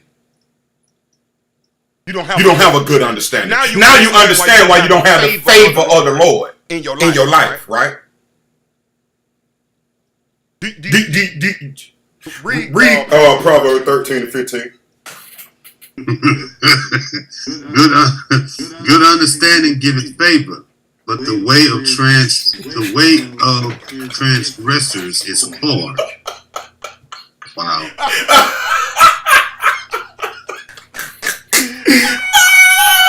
Man, I ain't even set this up, man. I ain't set it up. I'm just reading. I ain't even reading it. That dog.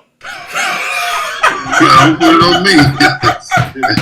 I ain't letting them off the hook. That's it. How do you get through writing the whole sermon? How do you do it? Let alone preaching it. How do you do it? You know what? Sometimes I come in here and you'll notice. I say we gonna go one direction. Hey, come on, bro. And here we go up. I'm just saying. It ain't no way to put it's no way to put the destination in the GPS. You just got to be ride with faith. Don't put your hand on the steering wheel. Relax and let it go. You see that? We freestyling this, bro. We're being led. That's what we doing. Read it again, Doug. Read it again, bro. Proverbs 13 and 15. Good understanding giveth favor, but the way of transgressors is hard.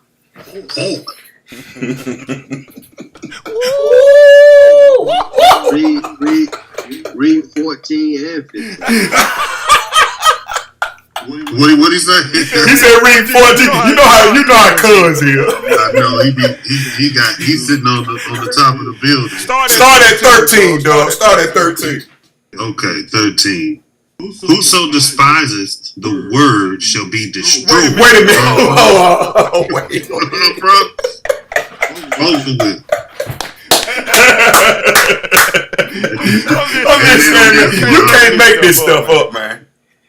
Wow. Whoso despiseth the word shall be destroyed, but he that feareth the commandment shall be rewarded. Oh my God. Amen. Man. Hold on. What you said? 13, Proverbs 13.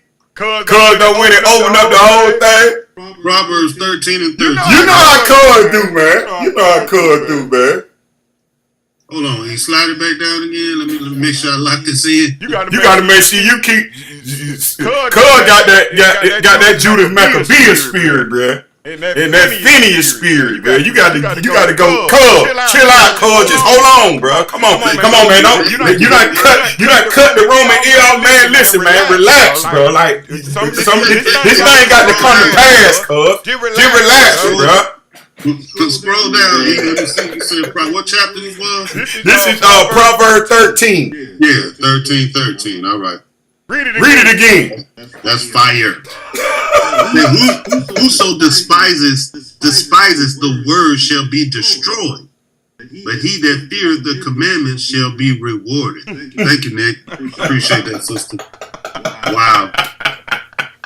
Fire. Keep reading, bro. The law of the wise is a fountain of life, to depart from the snares of death. Good understanding giveth favor, but the way of the transgressor is hard. Read, bruh. Every prudent man dealeth with knowledge, but a fool layeth open his folly.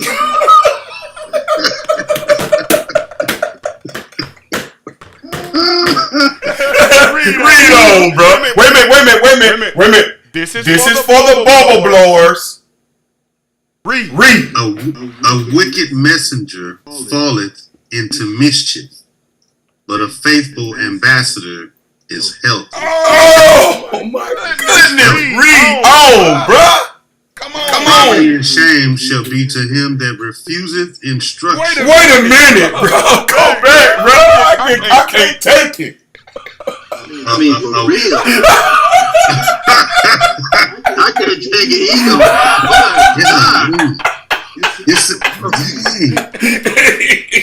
I'm blown. Say a wicked messenger.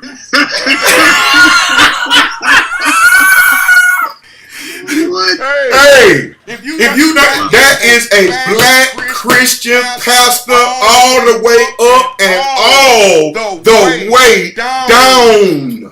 A wicked messenger. You're not getting and Jimmy Sway. The bubble blower.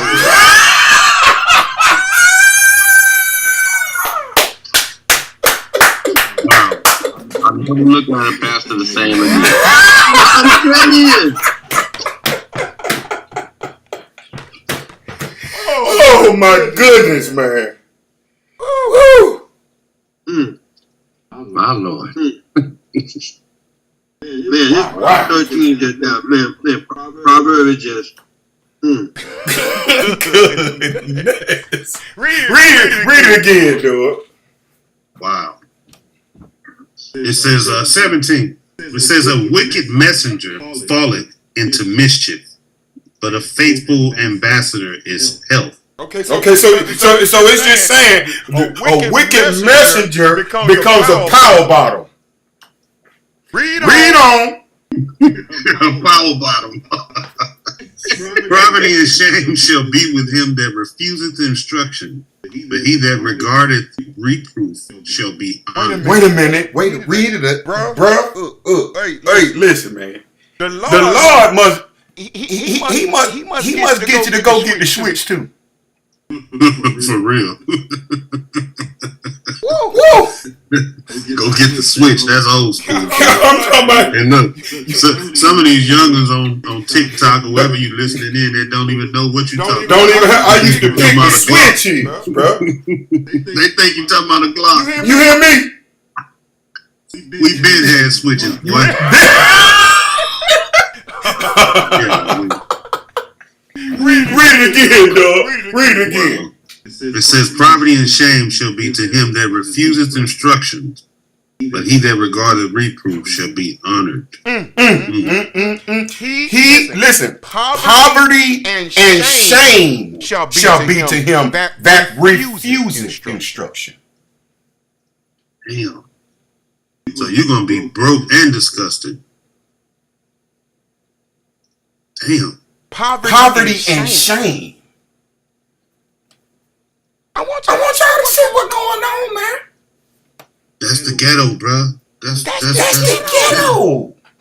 Bruh. You refuse God's laws. You let these swine-eating soap bubble blowers convince you that you don't have to keep God's laws, statutes, and commandments. Read verse 18 again. Wait a minute. Start at 17.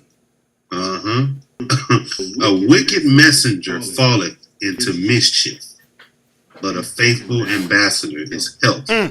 Read. Poverty and shame shall be to him that refuseth instruction, but he that regardeth reproof shall be honored. Wait a minute. Reproof means correction in righteousness. Right. It means to tell you, to set you back aright.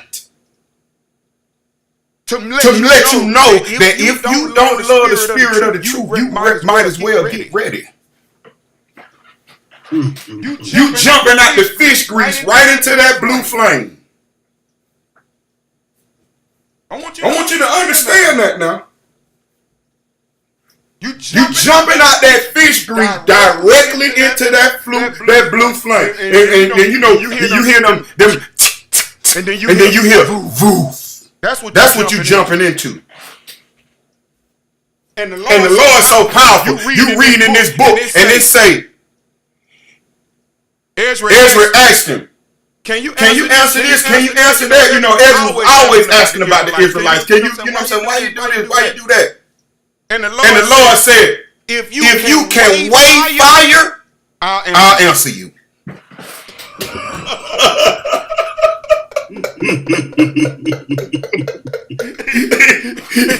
And you want to talk about the white man wrote the Bible, and the white man can't clap on beat. I used to hear that box.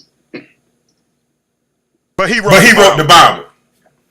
You see how foolish you are? Smoke bubble blowers. You see that? You see? Read on, Doug. Wow. It says, I'm going to go back to 18. Poverty and shame shall be to him that refuseth instruction, but he that regardeth reproof shall be honored. Meaning that those that take correction, man. Those that understand that it don't matter if I've been in the Christian church for 30 years. It's the congregation of the dead. That's why we don't have not one positive thing that the black Christian church has added to black people in 100 years. What positive came out of it?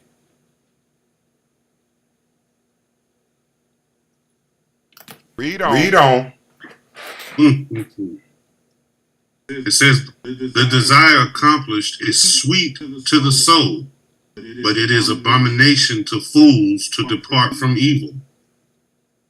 He that walketh with wise men shall be wise, but a companion of fools shall be destroyed. Read on. Evil pursueth sinners, but to the righteous good shall be repaid. Amen. A good man leaveth an inheritance to his children's children. Oh, man. Come on, bruh. And the wealth of sinners is laid up for the just. Come on, man. Wow. I'll read that again. I know I probably read it too fast. That's verse 22. It says, a good man leaveth an inheritance to his children's children. And the wealth of the sinner is laid up for the just. Read on. Much food is in the tillage of the poor, but there is that is destroyed for want of judgment. He that spareth his rod hateth his son, but he that loveth him chastiseth him betimes. The righteous eateth to the satisfying of his soul, but the belly of the wicked shall want.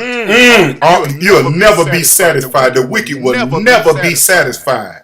That's what's so wonderful. I mean, just think of it just for 1 second, man. You remember the old cartoons?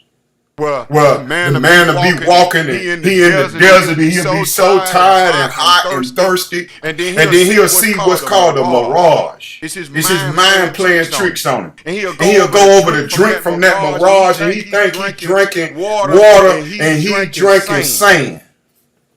And just think about the time when you've been thirsty, and you get to whatever it is, and you just drinking it, and you drinking it, and it don't quench your thirst. How about being full and still thirsty? That's the power of the mind. That's called insatiable. That's what lust do. That's why he say when sin is full grown, it brings forth death. He said they will look, the wicked at the end when the judgment comes, they will look for death and not be able to find it. How long shall this torment be? You see that? When you drinking and just drinking and not being satisfied. He said, the belly of the wicked shall want. You can't satisfy lust. That's why they go from doing dope, doing drugs, to these celebrities, go from dealing with all type of women. Then you got to go to children and boys and animals and all kind of madness, man. Why? Because you're never satisfied.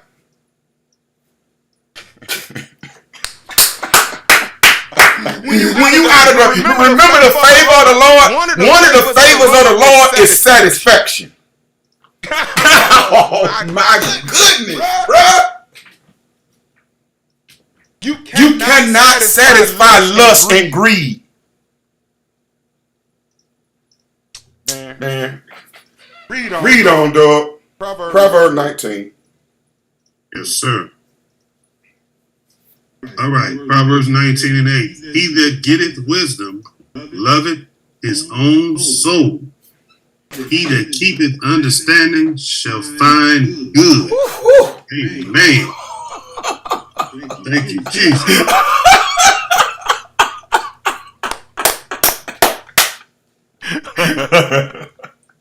Hey man, listen, man. Bro. Quit playing, man. Quit playing, bro. The Most High know exactly who you are in every way. That should make you fearful. Read on. Where am I? Oh, Sirach, you read No, Jeremiah 4 and 22. Okay. For my people is foolish They have not known me. They are Scottish children, and they have none understanding. They are wise to do evil, but to do good, they have no knowledge. So when you talk about the Most High taking a foolish nation, the Most High turning into a foolish nation, he ain't talking about the heathens. I mean, the soap bubble blowers, they just blow Christianity everywhere. I think I heard where the word thought come from. Scottish? Is it Scottish or Scottish? They said Scottish. Oh, STO. No C. yeah. I was just listening. I said, man, that sounded like thought. Where thought come from? I'm using inference, bro. I'm using inference on that word, but I'm assuming it means negative, right? Yeah. Right. Sighted people, meaning foolish people. Right. Those that lack understanding. And that are wise to do evil, but to do good have no knowledge. You see that? No understanding. Why? Because they don't keep the commandments. We just read it. It said a good understanding have all they that what? Do his commandments. And you won't go to a church and let a man, grown man, pimp in the pulpit, soap bubble blower, turn you away from God's commandments. Yes, indeed. He don't stand a chance. Because you'll see him blowing the bubbles out the one. And you'll see Mount Everest. And you like what? He can't do nothing with Mount Everest. Read on, Doug. Okay. Judith 8 and 29. Judith 8 and 29, okay. For this is not the first day wherein thy wisdom is manifested, but from the beginning of thy days all the people have known thy understanding, because the disposition of thy heart is good. Read on. Wisdom, knowledge, and understanding of the law are of the Lord. So wait a minute. So you understanding the law is the Lord. It comes from the Lord. Yes, indeed. But you won't have to keep it. So that's no understanding. You're teaching that. When Christ told you don't even think that. But you teach it. You'll rather blow soap bubbles than to teach the truth. Why? Because you're book broken. And because you want lifestyle and money and protection, and you want to be welcomed by white men. That's your chief goal in life. You see the sickness? See? That's why you'll sit and watch on an Instagram video or Instagram Live with the former First Lady Michelle Obama and Zion Wade, Dwayne Wade's 13-year-old baby, doing Women History Month, the first I had ever heard of Women History Month, to praise him for wanting to be a girl. So he's a role model.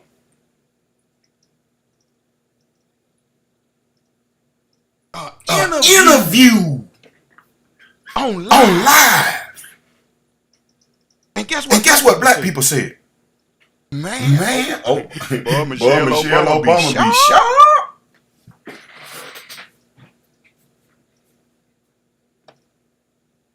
Joe Biden nominates has 8 nominees for the Supreme Court. All of them black women. 7 of them got white husbands. No one sees what's going on. The irony. So is the prerequisite of being a Supreme Court nominee having a white husband? Did they pick the one with the black husband? No. They picked the one with the white husband who had a long history of giving lenient sentences to white men who were convicted of child SA. And who was given the opportunity for the world to give the definition of what a woman is, and said, "I'm a judge, not a biologist." Is what she said. See that? That's what she. See that? And get what they say. I love her braids and butt. She was just look at her face. You know, this is the face of a black woman that just had enough of this talk. Yeah, it was.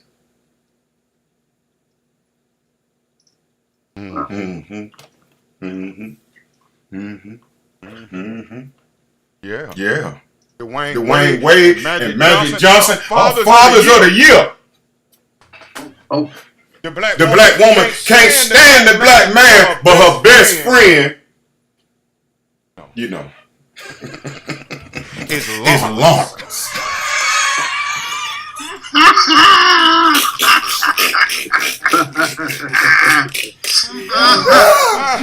You can't make this stuff up, man. This is what they doing.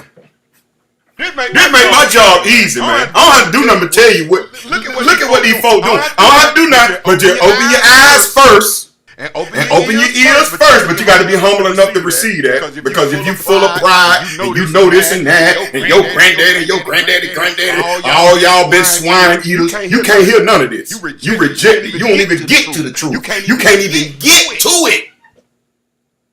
Because why? You don't fear the Lord. You fear your wickedness being exposed. And so long as you don't want to tell nobody, it can't be addressed. Okay. You just coughing, you coughing in private. You understand? We can't do nothing to address. We don't even know you got the virus. Read on. All right. Where are we at? Blessed is the man that doeth meditate good things in wisdom, and that reasoneth of holy things by his understanding. Holy things mean set apart things. Things that are not tainted by these lies. Things that are not smeared with Christianity or Islam or we Africans. You understand? Holy things. Righteous things. The spirit of the truth. Light, not darkness. Read on, Doug. Maybe I'm making it up. No. Sirach 17:7. Withal he filled them with the knowledge of understanding, and showed them good and evil. Read that again. It says, withal he filled them with knowledge of understanding, and showed them good and evil. Do you understand that is what makes you God? That's what makes you a God. Is to know good and evil. But you can be a wicked God by choosing the evil, and not a good God with power by choosing the good. Do you understand that? That's the only thing that makes you a God. That's it. That's the only. The most Christ said to you, know ye not that ye are gods? He also said it in Genesis. The Heavenly Father said in Genesis that now they're like us, knowing good and evil. Right. Right. You know what good is? His laws. You know what evil is? Sin. Transgression of his laws. Facts. So that lets you know the level of God you are, whether you do good or evil. He said, I said before you life and death. Choose life and live. Life is good. Death is evil. Don't you understand that? Facts. But why are you confused? He said, they have no knowledge to do good. Why? Because they don't know the difference between good and evil. Why? Because they don't keep they have no understanding. Wait, hold on. Excuse me 1 second. I'll be right back. Okay. So what we gonna do? We're gonna go back to Genesis verse 10. We're gonna break this out to make sure we stay in context. Understand that Japheth is one of Noah's three sons who helped to populate the earth. Okay. The Israelites come from Shem. Also the Arabs, the Ishmaelites. The father of the Arabs is Ishmael. Okay. The father of the Africans is Ham. Okay. There's over 50 countries in Africa. Okay. His sons are named in verse 6. And the sons of Ham. He's the youngest son of Noah. Cush. That's another name for Ethiopia. Mizraim is another name for Egypt. Egypt is a Greek name that means bondage. That's the first place that had the Israelites in slavery and in captivity. Foot is Libya. Canaan is North Africa. Okay. The sons of Cush, Sheba, Havilah, these are all Africans. Different tribes and nations in Africa. They're all from Ham. Cush begot Nimrod. So the creator of the Tower of Babel to build a tower up into the heavens. That spirit to be like the Most High. That spirit ran by Lucifer himself. Lucifer being a man that works off of the spirit of Satan. Okay? And that spirit can go in and out of all men, of all nations. Even Christ saying to Peter, Satan, get thee behind me. You understand that? So when it says Cush begot Nimrod, we have to understand that the ancient Ethiopians were the Babylonians. So when you think about Nebuchadnezzar was a Chaldean, meaning he was an Ethiopian, he was an African that had the southern kingdom Israelites of the tribe of Judah, of Benjamin, Judah, and Levi, the real Jews, because Judah was the kingship tribe of the southern kingdom Israelites after the division that is in 1 Kings, the 11th chapter, 12th chapter, and 13. Listen, if you don't know the history, you don't know the Bible. And don't come over here teaching in my comments with that Christian madness that you own. Because you don't know anything. And you cannot learn until you realize you don't know. What student comes into the class his first day and sit in the teacher's chair? The one that won't be there much longer. You're what's called a disruption. Okay? All right. A verse says, and Cush begot Nimrod. He began to be a mighty one in the earth. Okay. And so I want to go back to the sons of Japheth. And I want to go specifically to Kittim. These are the original inhabitants of the land known as Greece today.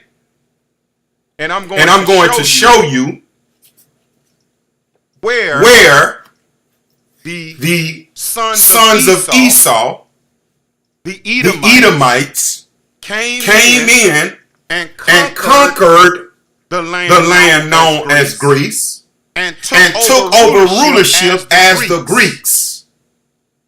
And we're going to read that. We're going to read that in the account that Martin Luther, the leader of the Protestant Reformation, felt as though should not be in the Bible. And also where we get Martin Luther King's stage name from. Wait a minute, I'm gonna say that again because y'all, you know what I mean. Y'all miss something. I said Martin Luther King was his stage name. Martin Luther King was his stage name. Michael King Jr. died Michael King Jr. He never changed his name to Martin Luther King Jr. Never. That name was given to him so that the spirits of our people will be caught up into the Protestant Reformation leader Martin Luther, who's responsible for taking their history in the Greek captivity. The history that laid the blueprint for Christianity out of the Bible. Okay. You know what I hear from all that? You know how powerful it is to capture the mind? I never really knew that. You said Martin is his stage. It's his stage name. It was a movie. He never. I'm like, who put that on him? Now it's on street signs. And his real name is not. Most people don't even know him by his real name. They know him by his stage name. Do you understand? What was the actor that played Urkel? He go to this very day and say nobody. Jaleel White is his name. He said don't nobody even know my name, my real name. Everybody that come to me call me Urkel. Alfonso Ribeiro. He said don't nobody know his real name.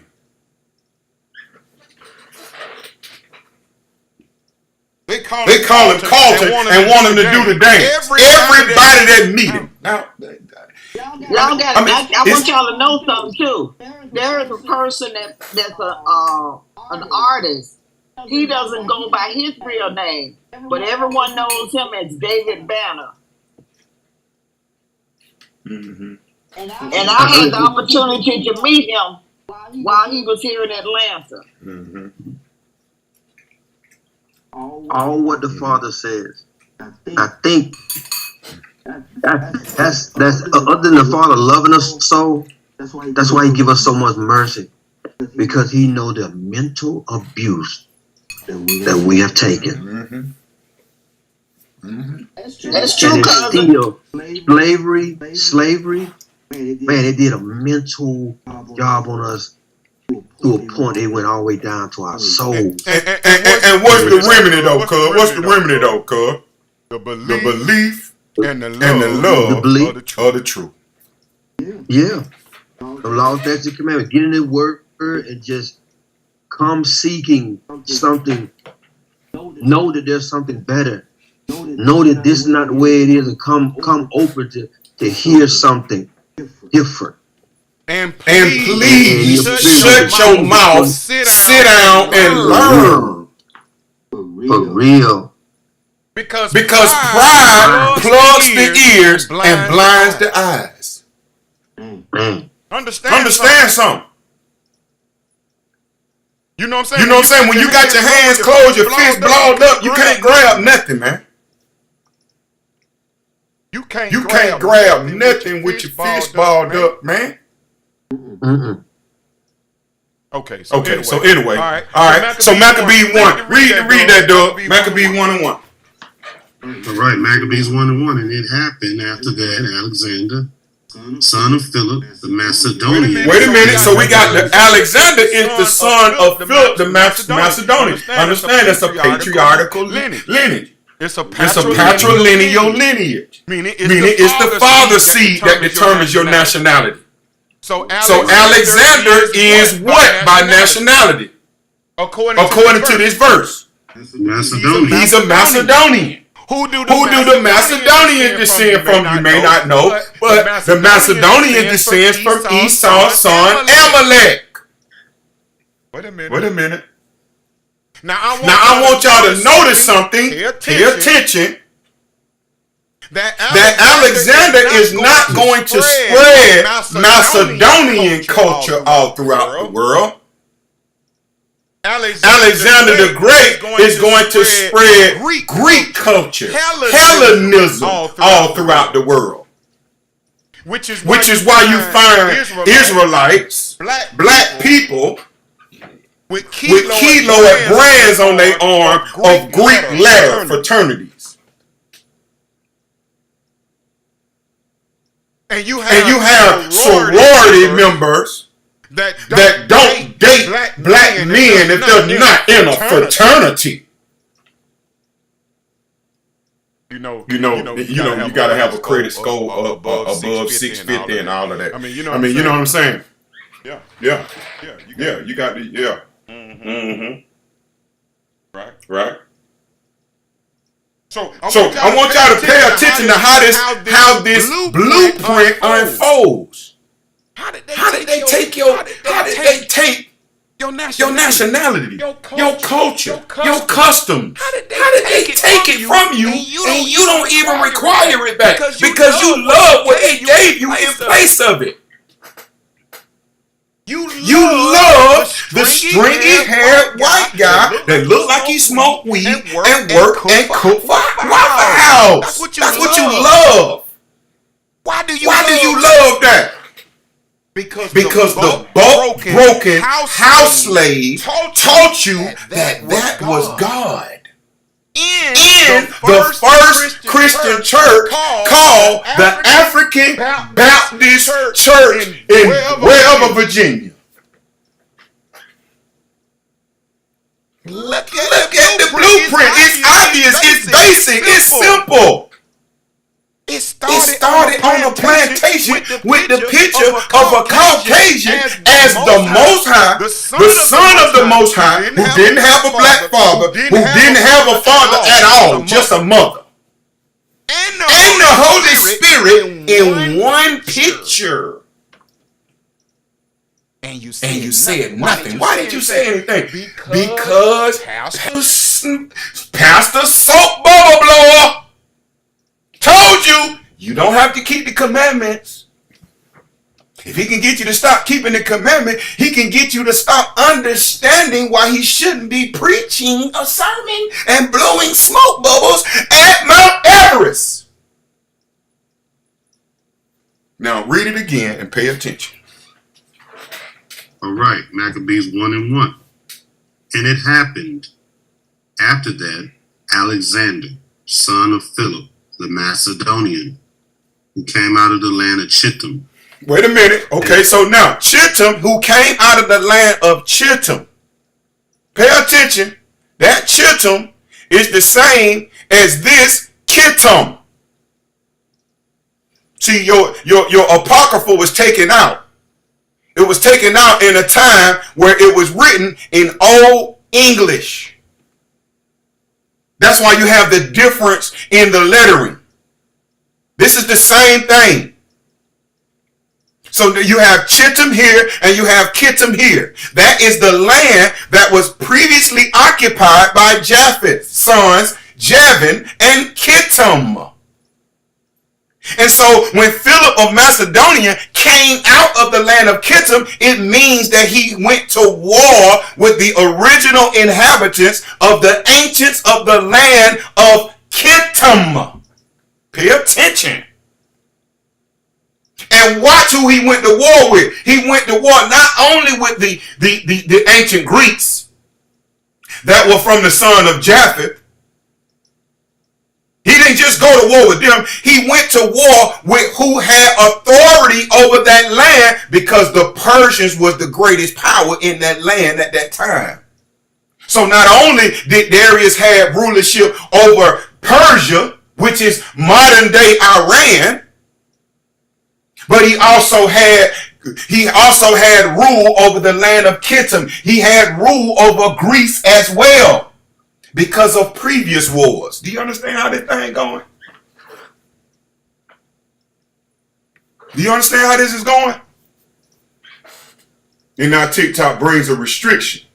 Now, how you bring a restriction on the Bible? Everybody got a Bible. TikTok. We see you. We see you. Or waste. You'll be gone in a minute. I'm still on my live, bro. I don't know what's going on, but I haven't been cut yet.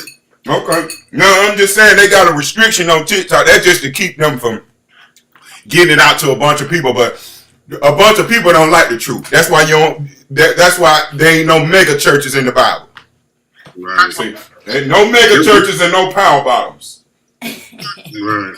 There's 9 in the room right see now. that? And I'm See how that work? You see how that work? Mm-hmm. All right. So read one again. All right. All right. It says, and it happened after that, Alexander, son of Philip, the Macedonian, who came out of the land of Chittim, had smitten Darius, king of the Persians and Medes, that he reigned in his stead, the first over Greece. Mm-hmm. Keep going. Okay. He reigned in his stead, the first over Greece. Now, wait a minute. How you go to war if you the first one to rule in Greece? He had to go to war with the sons of Japheth. Do you see what I'm saying? I don't. We don't have to make up nothing. The Bible is good enough. We just got to understand what's written, man. The original Greeks were the sons of Japheth. We just see it right here. Alexander the Greek is the son of Philip of Macedonia. Alexander the Greek was a Macedonian. He came in and he ruled first over Greece. So when you see Hellenism or the Pan-Hellenic Council and you understand that the Divine Nine, that is because they have humbled themselves. They are broken black people who have accepted the protection and the lifestyle promised to them if they teach white Jesus to their people. If they teach their people that they are African. If they teach their people that they don't have to keep God's laws, statutes, and commandments. I mean, look at it. If they teach their people to make an oath to the sorority and the fraternity, you know that is a part of you being selected as one of those Greek fraternity members, is that you have to make an oath with them. And see, I found this out because a Delta denounced her sorority. She denounced them. But she wrote them a nice, beautiful letter to tell them why. And this is an intelligent, beautiful sister that breaks down specifically why. When she reevaluated and when she found out she was an Israelite and she found out the game and the scam and the sham that the Deltas, I mean, I know you ain't think Jay-Z was a Delta, but you so silly You see all of these. I mean, do you think that all of these celebrities, white, green, yellow, Asian, whatever the case may be, throwing up this Delta sign, do you think they all Deltas? Or do you think that is something else going on? Silly. But no, you so stoked in your privilege. You don't realize that Kamala Harris is sitting on the front row right next to a transformer talking about she is an AKA with a Jewish husband. On the front row listening to what's the dude's name? The other power bottle in the Smile video with the pink lipstick, Kirk Franklin, whose own son came out and said that Kirk Franklin molested him. You see? Mm-hmm. Yeah. Oh. Maybe, yeah. They don't hit the news. What about that? Mm-hmm. Mm-hmm. Boy. Under the rug. Wow. Under the rug. You know, James Cleveland was a soap bubble pastor too. His son came out and said James Cleveland gave him AIDS. Mm-hmm. How does Christianity survive? Their sons. Sacrificing their sons in a different way. Okay. Wow. Mm-hmm. Wow. Showing you the blueprint. Man. Showing you why people don't understand what's going on. Showing you that you're defenseless. I'm up on the screen. I got the old Nintendo. I got the little gun that came in the pack. We playing Duck Hunt. I'm right there on the screen. Beep, beep, beep, beep, beep. Mm-hmm. They can't keep me from cheating. Mm-hmm. You're not covered in truth. You don't have no defense at all. No. Somebody turn down the I guess it's TikTok or whatever. You got back up here. All right. So I want everybody to understand. I want everybody to understand what's going on. I don't get to make up the truth as we go. I don't write sermons. I'm so blown away by what's in the scriptures that they didn't teach. I'm blown away. Because what? The truth will reveal all wickedness. That's right. If the wickedness come from your mama, the truth will reveal it. That's why he said, if you hate not mother and father for my name's sake, he's not telling you to hate your mama and your father. Silly. He's meaning if they are teaching you to go and worship another God, you do not go. Mama, I love you, but I ain't going. You worship that on your own. Just like I'm not going to play in traffic with you with a blindfold on. Or I'm not going to ride with you and Stevie Wonder's driving. Okay? Don't do it. Come on, man. You understand that? It don't mean I don't love you. Hey, look over there. You look over there and he's saying Ebony and Ivory. Hey, man, you don't get your stuff on this thing.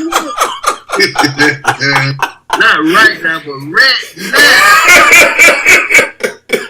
No, mama, I'm not getting in there. I got my license. No, Stevie Wonder can't see, mama. Like, I mean, but you acting funny. I ain't acting funny, mama. I love you and all, but and I'm trying to tell you don't get in there. But I'm not going with you. Stevie can't see, mama. For real. Okay? That's the equivalent of going to the Power Bottom Church. Oh, well, no, that's nothing. Wait a minute, my mama, though. A Power Bottom, mama? They said the man a Power Bottom. What's a Power Bottom? Well, I don't know. It's the first time I heard about it, but I'm just saying he a Power Bottom. You need to get out of there. Don't be in there. Don't be in there. a power bottom. Man, I'm done. I'm done. I passed out for 10 seconds. And that's why the Father said, don't give marriages with, don't make marriages with them, and don't give your daughter, your son, because your love for them gonna turn you away from me. Man, come on now. So all right, so read it again, Doug. Read it again. All right. This is the first Maccabees 1:1. And it happened after that Alexander, son of Philip, the Macedonian, who came out of the land of Chittim, had smitten Darius, king of the Persians and Medes, that he reigned in his stead, the first over Greece. Meaning that he replaced his rulership over over Greece because he won in battle. Mm-hmm. Darius had rulership and control over ancient Greece at that time. And Alexander, son of Philip of Macedonia, Alexander was a Macedonian. Macedonians come from Esau's son Amalek. Maybe that's why they restricted the live. I mean, how do you even know when to restrict the live? That's what let me know you are part of it all. How would you, when the truth come out, you just immediately, it's a restriction, it's just something to keep. And I had 58,000 followers for 2-3 years. Now, don't nobody want to add? Okay, well, who cares? You won't be here long anyway. Why? Because the Most High said he is going to destroy the wicked with the spirit of his mouth and the brightness of his coming. Many of you don't understand that AI is coming for you liars. Mm-hmm. Soon as the people learn how to ask the right questions, they're going to get an unbiased answer. Because you do have to ask the right questions. You have to ask the right questions. You understand? And you have to be able to know enough to be able to challenge their response. Right. Because they don't, listen, if you don't know the truth, they're not going to teach you the truth. Mm-mm. If you don't know the truth, they're going to continue to help to fortify your lie. But when you can correct their misinformation, they respect it, apologize, and bring out the correct information. I can prove it. You just be patient. It's coming out. You think we can ask AI who is the synagogue of Satan? Woo! Hey, according to the Bible. Read on, man. Read on. You on mute. I was mute. And made many wars, and won many strongholds, and slew the kings of the earth, and went through to the ends of the earth, and took spoils of many nations, insomuch that the earth was quiet before him, whereupon he was exalted, and his heart was lifted up. And he gathered a mighty strong host, and ruled over countries, and nations, and kings, who became tributaries unto him. And after these things he fell sick, and perceived that he should die. Mm-hmm. Wherefore he called his servants, such as were honorable, and had been brought up with him from his youth, and parted his kingdom among them while he was So wait a minute. alive. So his generals, his servants, the ones that came up with Alexander the Great, they were Macedonians too. Right? Now they're ruling from Greece. And they have control of all the East at this time. This is the face of the fourth and final beast of Daniel the 7th chapter.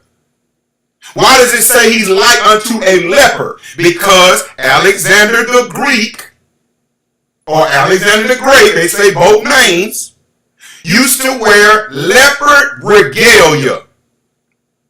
Because he knew he was the face of the fourth and final beast, which is the Edomites.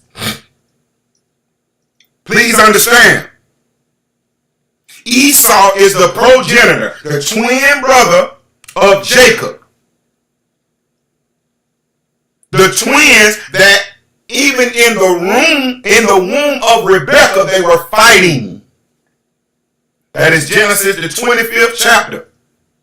Read it for yourself. And bypass the church of the soap blowing pastors. Bypass the madness. Wake up out of sleep before it's too late. You are covered in gasoline. From the top of your head to the bottom of your feet, there is a flame of truth, and you are inches from being ignited. Please turn from your wicked ways. Because once that flame starts, it is going to consume you. And I don't care who you are. Once that flame is on you, and once you feel that extreme heat, that was a bad idea. But you can't turn back now. Read on, Doug.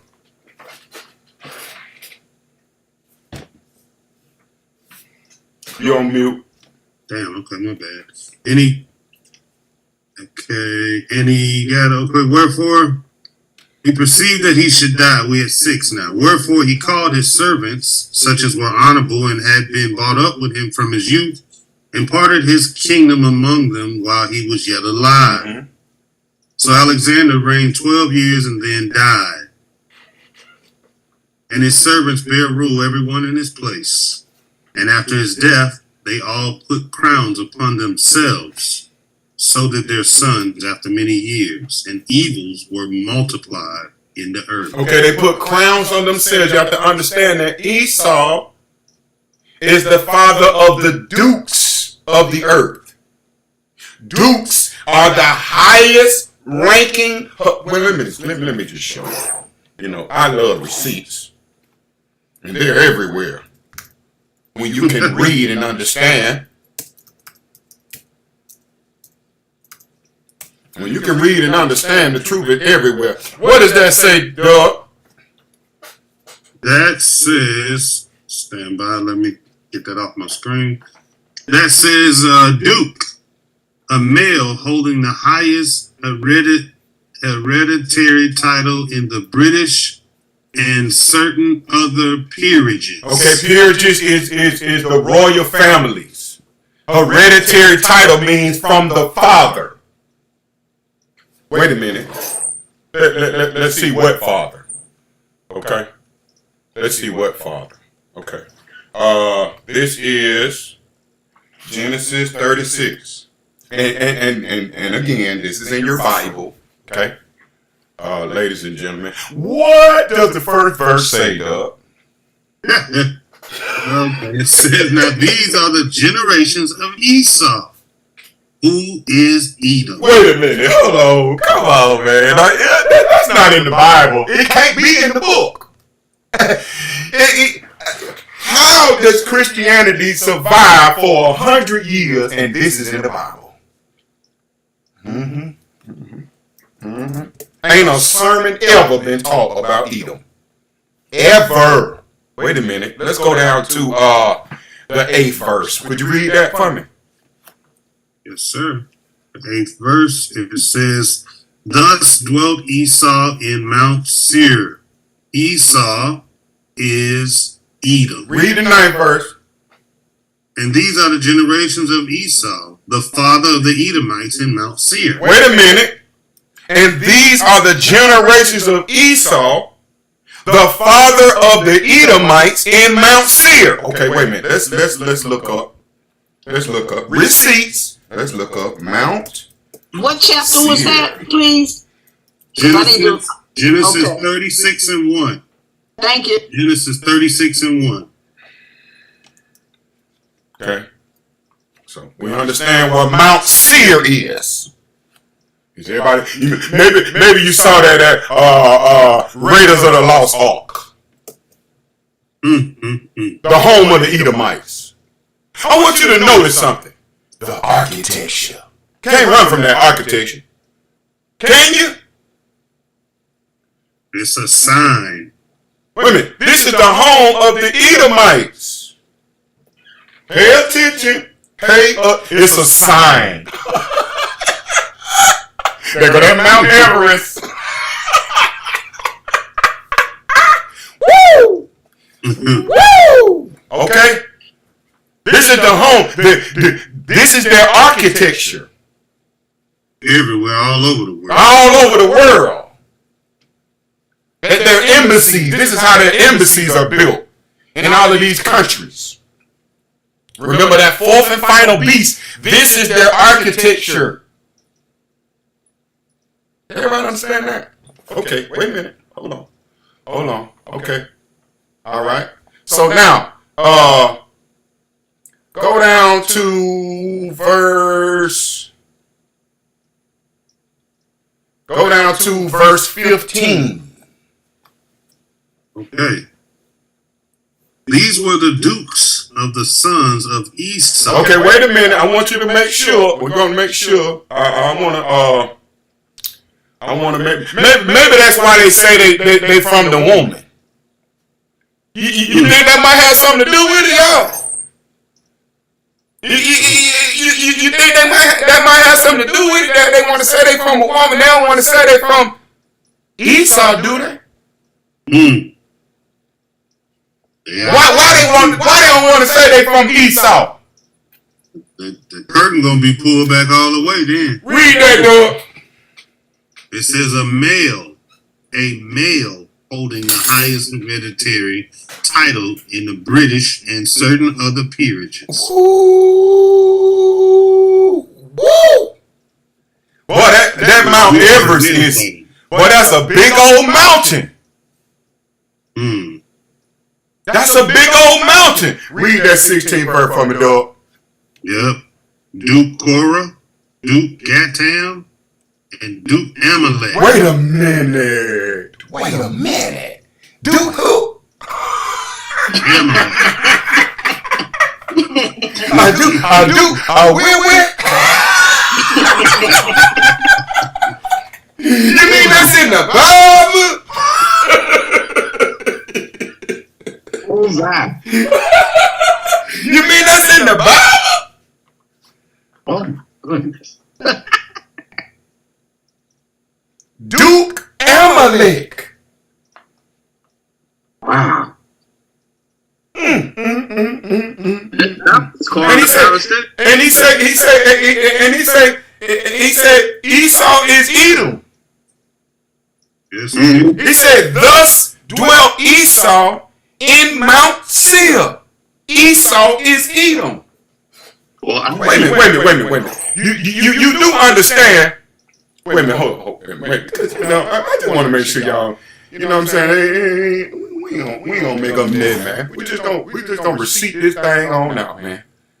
We gonna receipt this thing on out, man. Let's see. Let's go. We gonna go to the book with the one chapter. Obadiah. Okay, can you read that verse 1 for me? Yes, sir. This is a vision of Obadiah. Thus saith the Lord concerning Edom. We've heard a rumor of the Lord, and an ambassador is sent among the heathen. Arise ye, and let us rise up against her in battle. Behold, I have made thee small among the heathen. Thou art greatly despised. The pride of thy heart hath deceived thee. Thou that dwellest in the clefts of the rock, whose habitation is high, that saith in his heart, who shall bring me down to the ground? Wait a minute. Hold on. One second. Wait. I just want y'all to. We want to see. It say whose habitation is high. Okay. Okay. He say thou that dwellest in the what? Clefts of the rock. See.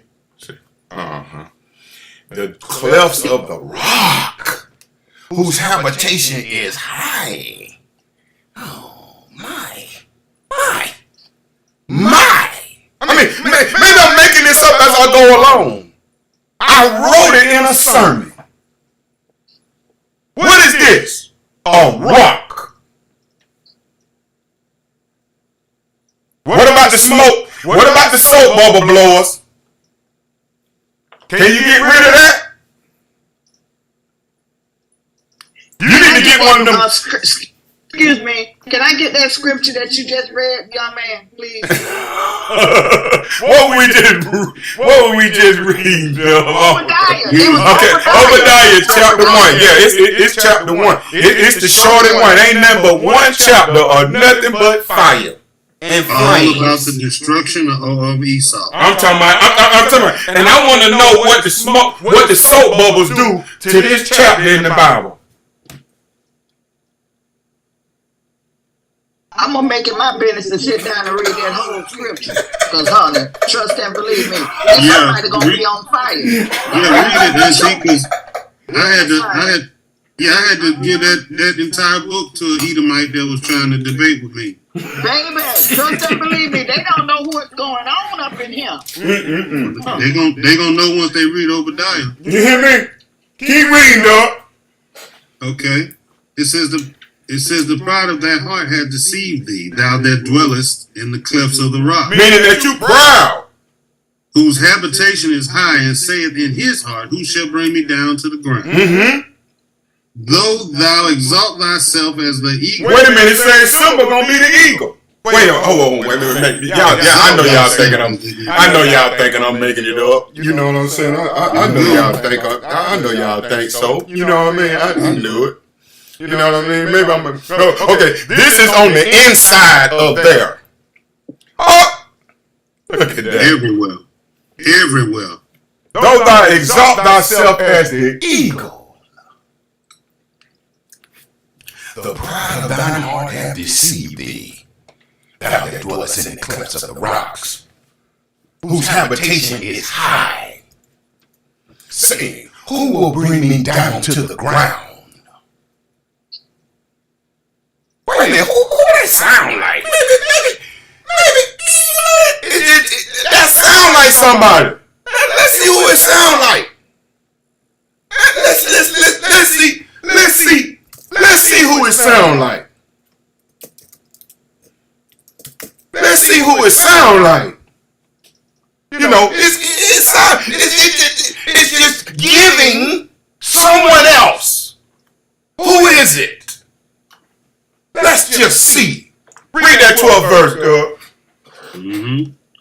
How art thou fallen from heaven, O Lucifer? Wait a minute, heaven? How you falling from heaven? See, they thought that he was in heaven and then, he fell. No, this is a man falling from his heaven in the earth, meaning falling from his rulership, meaning the wicked of this earth, that fourth and final beast, falling from heaven, whose coming is after the workings of Satan with all signs and power and lying wonders. This is a man, ladies and gentlemen. I let the book. You know, you ain't got to do nothing. Just keep reading the receipt. You'll know what you bought. Okay, read it again. It says, how art thou fallen from heaven, O Lucifer, son of the morning? How art thou cut down to the ground, which didst weaken the nations?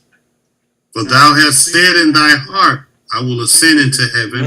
I will exalt my throne above the stars of God. Meaning that I'm going to take the position of the Israelites. The stars of God is the Israelites. Read on. I will sit also upon the mount of the congregation. That is the nation. That is the gathering. That is all 12 tribes of Israel, the congregation. That's the commonwealth of Israel, the chosen people of the Most High. Lucifer says he will sit above the congregation, the mount of the congregation.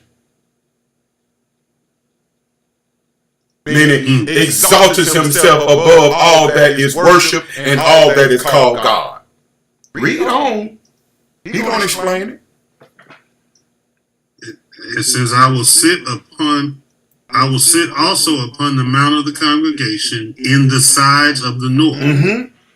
I will ascend above the heights of the clouds. I will be like the Most High. I will be like the Most High. Why did he say when he got what? So he claimed. We know today that they never went to the moon. But since you're lying, you might as well just keep lying. He said the eagle has landed. No, you hadn't. Eagle. Keep reading. Wow. Yet thou shalt be brought down to hell, to the sides of the pit. Yet thou shalt be brought down to hell, to the sides of the pit. Keep reading.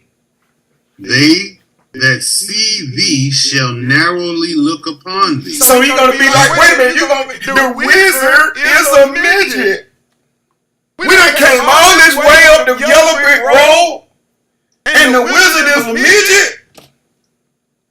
And scared of Toto.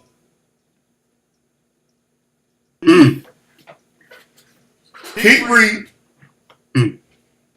That they see thee shall narrowly look upon thee and consider thee, saying, is this the man that made the earth to tremble? They did shake kingdoms. Wait a minute, you say, is this the what? They're gonna make it up. The man. The him. This sounds like a page out the Wiz. Is it a him?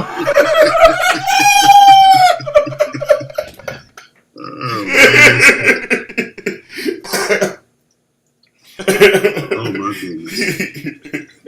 Find you somebody to play made with. earth to tremble. Come on, bro. Read 16 again, dog.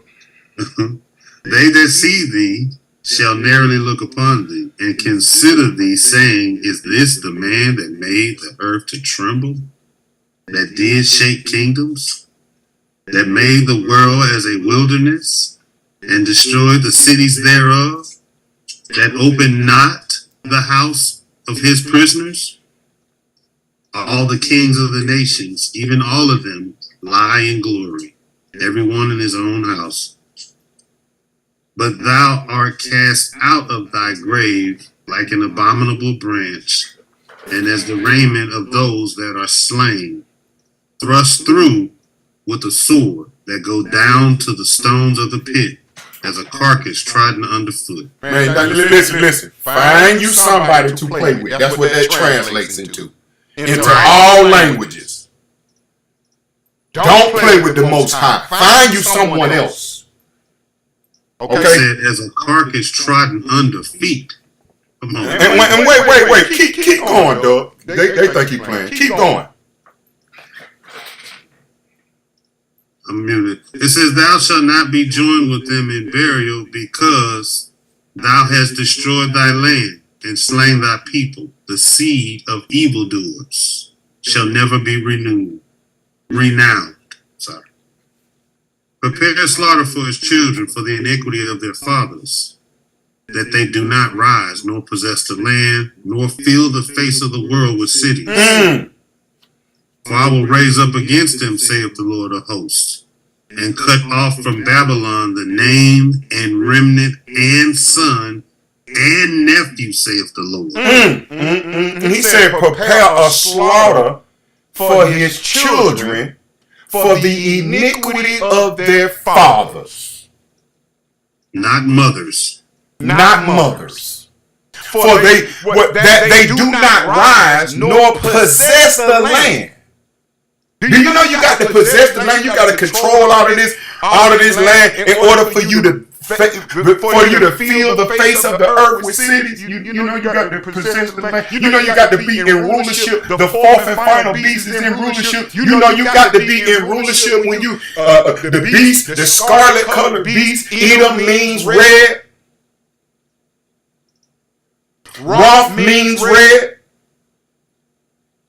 Roth child means child of Roth. Roth child of red. Red child. Maybe you don't. Maybe that's too much for today. Let it marinate. For an hour. Let it marinate. You hear me? Let it marinate. Okay. season to soak in. So let it go. Let's go back. Let's go back. All right. So, read verse 9, and we understand the Dukes. Read it again. All right, verse 9. And after his death, they all put crowns upon themselves. So did their sons after many years. And evils were multiplied in the earth. Mm-hmm. And there came out of them a wicked root, Antiochus, surnamed Epiphanes, the son of Antiochus the king, who had been in hostage at Rome, and he reigned in the 137th year of the kingdom of the Greeks. In those days went there out of Israel wicked men, who persuaded many, saying, let us go and make a covenant with the heathen that are round about us. For since we've departed from them, we've had much sorrow. So this device pleased them well. Then certain of the people were so forward herein that they went to the king, who gave them license to do after the ordinance of the heathen. Come on. Whereupon they built a place of exercise at Jerusalem according to the customs of the heathen, and made themselves uncircumcised. Made themselves Gentiles. Made themselves heathens. Made themselves strangers. And forsook the holy covenant. Just threw away everything. Just threw away everything. Oh, the heathen got some persuasion. But look at who persuaded them, though, dog. Look at. Wait a minute. Go back to 11. Go back to 11. In those days, there was, yep. In those days went there out of Israel wicked men. So Israelites. Period. Listen, man. They can't get. Do you understand that the people that look like the image? Wait, let's see if it's the image, because I don't want to make it up. Let's see. Let's type in the name that you love to say 50 times a day, because you think it means you saved. Okay, so let's type in that name. Okay, let's type in the name and let's look at the image. And I always have to think about my brother, man. I love my brother, man. My brother brought it out, man. We was on Facebook, man. We having a conversation with one of our childhood friends, man. Yes. And you know, we having a conversation about the fact that Christ is black. And so our childhood friend said, I ain't worried about him being black. He said, the only thing I care about Jesus is the message. My brother said very calmly, he said, fam, I hear what you're saying, man. He said, but let me ask you a question. Close your eyes and say the name Jesus. Do you see the image or the message? So everybody out there in virtual world who's watching and listening, try it and see what happens. Because I'm wondering, when I put it in Google, do you see the image or the message? Whoa. Now you really about to get banned. You hear me? You hear me? Do you hear me? They say this don't matter though. But they say this don't matter though. This don't matter. You know, this don't matter. You see. You see. This don't matter, y'all. It don't matter.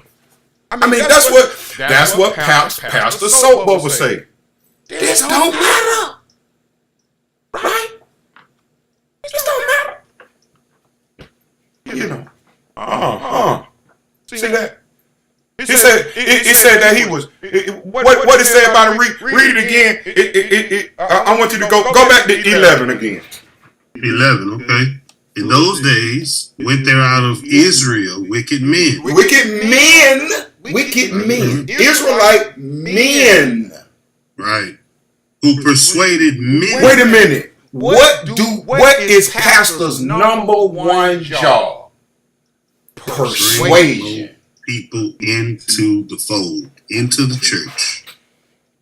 Will there be one Wait a minute, hold on. Let's go back to the plantation, where the first African Baptist, first whatever whatever the name was, in Virginia,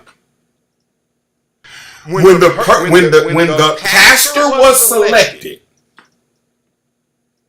what was his job in his black Christian church that was on the plantation grounds?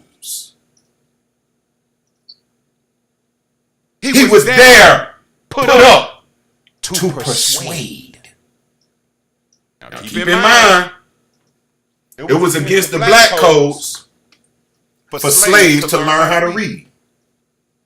If they found you reading the Bible, they would burn your eyes out. Many black men were lynched for studying the Bible.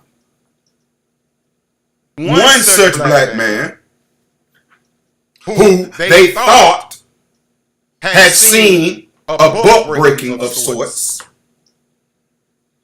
and they thought because they purchased him already book broken, because it raises the value of the male slave, that he's already a house slave because he works in the house now, and he can be around master's children, and he can also breed. He's a major breeder as well, right? And they breed them. It might be with their mother and their aunts, and it's like animals. Okay, keep in mind. And these were the ones that showed to master that they were willing to bow to Jesus. Okay. All right. So this is how they became very, very powerful in the earth. Now this fourth and final beast, you got to understand, this is what's taking place. So let's read. Let's keep reading from. Let's start at verse 3. Read up. This is Obadiah. We're back in Obadiah 1 and 3. The pride of thy heart hath deceived thee. Though thou dwellest in the cliffs of the rock, whose habitation is high, that saith in his heart, who shall bring me down to the ground? Though thou exalt thyself as the eagle, and though thou set thy nest among the stars. Remember, he said he's going to sit his nest amongst above the mount of the congregation. Right. Above the stars of God. Did he say that? Read on. Hence will I bring thee down, saith the Lord. If thieves came to thee, if robbers by night, how art thou cut off? Would they not have stolen till they had enough? Meaning that you're going to be so greedy. Keep reading. If the grape gatherers came to thee, would they not leave some grapes? So he's saying that when that fourth beast comes, he's not going to leave a grape on the ground. He said when the grape gatherers come, don't they leave some grapes, like something? Have you seen how many taxes you have to pay on money that they print out of thin air?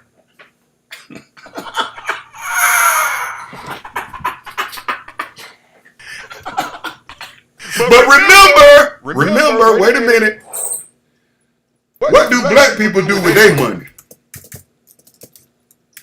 We are the world's greatest spenders, so I'm sure we gonna find something to buy. In 10 years. Wow. What does that say? What does that say, dog? Black churches have collected $800 billion in 10 years. Wow. And please tell me, and counting, out of that 800 billion, where is our grocery store, bank, hospital, farm, candy lady? We can't get a candy lady out of 800 billion. Right. 800 billion exclusively black dollars. We can't even say it's uploaded. And if we try it, it gets destroyed. Like Tulsa, Oklahoma. Okay. So now, let's keep reading the 6th verse. 6th verse. How are the things of Esau searched out? How are his hidden things sought up? All the men of thy confederacy. Wait a minute, the southern army was called the what? Okay. Keep reading. Wow.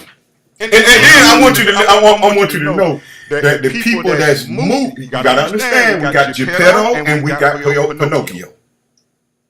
Geppetto is doing all the lying. Oh man.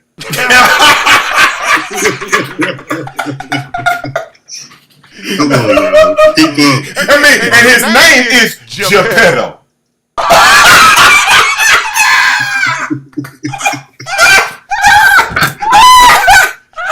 They must have choose them a lot of food. Come on, man.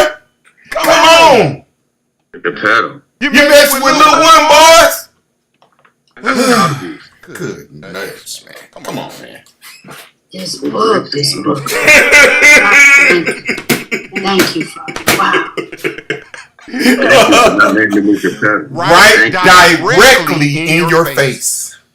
And no, we did not. He did not make this up.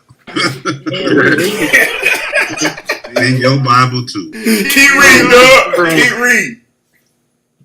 Verse 7 says, all the men of thy confederacy have bought thee, even to the border. The men that were at peace with thee have deceived thee and prevailed against thee. That they eat thy bread, have laid a wound under thee. Mm-hmm. There is none understanding in it. So he don't even know what's going on. He thinking he really in power. Right. He think he really is powerful. You know, he think he done took the identity of the Israelites and he done just rolled off into the sunset and everything is good. Keep reading. Wow. It said, excuse me. Shall I not in that day, saith the Lord, even destroy the wise men out of Edom and understanding out of the Mount of Esau? Mount of Esau meaning the congregation, the Edomites. The Edomites. The people, right. They the same people. Read on. Remember, prepare slaughter for his children for the iniquity of their fathers. Their fathers are Edomites. Get ready. Read. And thy mighty men, O Teman, shall be dismayed, to the end that every one of the Mount of Esau may be cut off by slaughter. It says 2 of them. No, everyone. It say 5. To the end that every one of the Mount of Esau may be cut off by slaughter. Is that salvation? Don't sound like it to me. Start with an S, but it ain't salvation. I mean, a salvation house or slaughterhouse. I mean, I just that don't relate. No. Keep reading. Shall be cut off by slaughter. Hold on. Y'all notice how easy it is. You can even blow like one of them. They have it where you can get the big. You can pull the smoke, the soap liquid off into the big. They got the big thing. You can just dip the big bubble out of.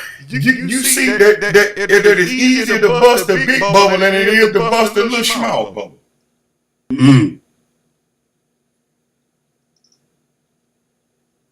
I'm talking about you can get that bubble, you can fill it up with air and just run around in a circle. It's just a long bubble. And bloop, you can build the loud that lasts 100 years. But when that truth comes, it's just a little bitty. That's why I say you don't have to have the faith, but nothing but a grain of mustard seed.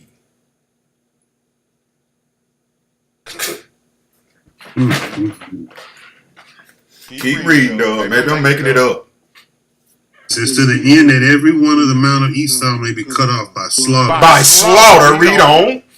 For thy violence against thy brother Jacob, shame shall cover thee, and thou shalt be cut off forever. Now, where? I mean, what song? What gospel song sing about this? I mean, is the Clark sisters? Jane Cleveland. Who's singing about Obadiah? They don't like the prophet. I ain't never heard them mention Obadiah. They call him the minor prophets.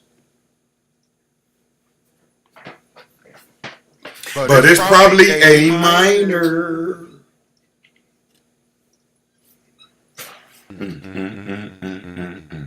Read it again, dog.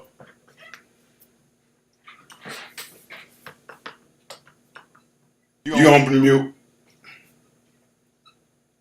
You on mute. Okay. All right. Where we are? It says 9. No. 10. For thy violence against thy brother Jacob, shame shall cover thee, and thou shalt be cut off forever. Please understand that Jacob is your forefather. Jacob is the father of the 12 tribes of Israel. He is the father of the Israelites. For the violence against thy brother Jacob, shame shall cover thee. See, I don't even want to show you the pictures of his violence against his brother Jacob. I want to show you the pictures because then TikTok are talking about this hate speech. And I ain't even saying nothing. It's what they did. I'm just showing it. And it's hate speech. You see that? It's only hatred to a liar. Or those that are in league and in conjunction and connection to help assist that liar. Wait, so you got images of this? Can you post it in the chat for us? Mm-hmm. Private chat for us? Let's see. Let's look at this. We don't want TikTok to get upset at us, huh? Let's hurt TikTok feelings. Let's see. How they gonna get mad at you when this is just this information for everybody to see? Crazy. Mm-hmm. For the violence against thy brother Jacob, shame shall cover thee. Wow. It's the same. It's the same. And these are not new images, folks. This ain't something new. We just pulling the curtain back. That's all. Mm-hmm. It's history. Mm-hmm. Wow. That's why they trying to hide it. Mm-hmm. Mm-hmm. Wow. Mm-hmm. For the violence against thy brother Jacob, shame shall cover thee. Like it, don't like it. Okay?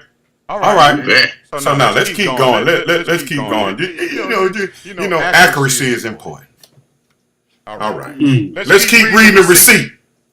You know, they don't even say that. Once you pull that receipt out, they barely even read the receipt themselves. They know, oh, well, he got the receipt. Let me get him right. Go ahead, read on. All right. Shame shall cover thee, and thou shalt be cut off forever. In the day, go ahead. Nick needed to say something? Okay. 11. In the day that thou stoodest on the other side, in the day that the strangers carried away captive his forces, and foreigners entered into his gates, and cast lots upon Jerusalem, even thou was as one of them. Even thou was as one of them. And he said, thou shouldest not. Wait a minute, hold on, wait a minute. Yep. Please read that. Verse 12. But thou shouldest not have looked on the day of thy brother in the day that he became a stranger. He became a Gentile. He became a heathen. He became a stranger. Read. Neither shouldest thou have rejoiced over the children of Judah in the day of their destruction. Neither shouldst thou have spoken proudly. There you go again, you proud. You know, wait a minute. This month is hopefully proud month is over. Last day, huh? Keep reading.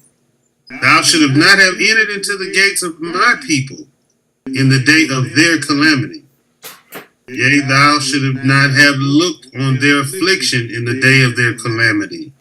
nor have laid hands on their substance. I mean, this is the Most High just speaking to the whole nation of Edom. It's like he got his finger pointing at them. You shouldn't have did this, and you shouldn't have did that to my people. And when the Lord said, keep reading. You think the soap bubble pastors? You think the soap bubble blowers? You think they gonna change that? It's Mount Everest. Keep reading. It says, we're 13. They should have not have looked on their affliction in the day of their calamity, nor have laid hands on their substance in the day of their calamity. Neither, 14, neither should they have stood in the crossway to cut off those of his that did escape. Neither should thou have delivered up those of his that did remain in the day of distress. For the day of the Lord is near upon all the heathen. Wait a minute, read that again. 15. For the day of the Lord is near upon all the heathen. That thou hast done, it shall be done unto thee. Thy reward shall return upon thy own head. For as ye have drunk upon my holy mountain, so shall all the heathen drink continually.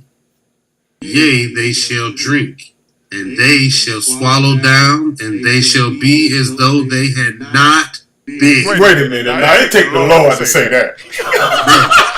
Bro, that's gangster, bro. Not only am I going to destroy you, you're going to be as though you was never here. Like, bro, we won't be able to find you in a museum. A graveyard or nothing. You said that Esau don't exist no more. That's what you said. No, not yet. But no, you never existed. That's what your judgment is. So get ready, little boy. Get ready. You know the crosshairs you got on your chest talking about you was a Christian? You know them crosshairs you got on that church talking about you was a Christian? Understand what it is now. You got a red dot on your head. It is. You got a red dot on your head too.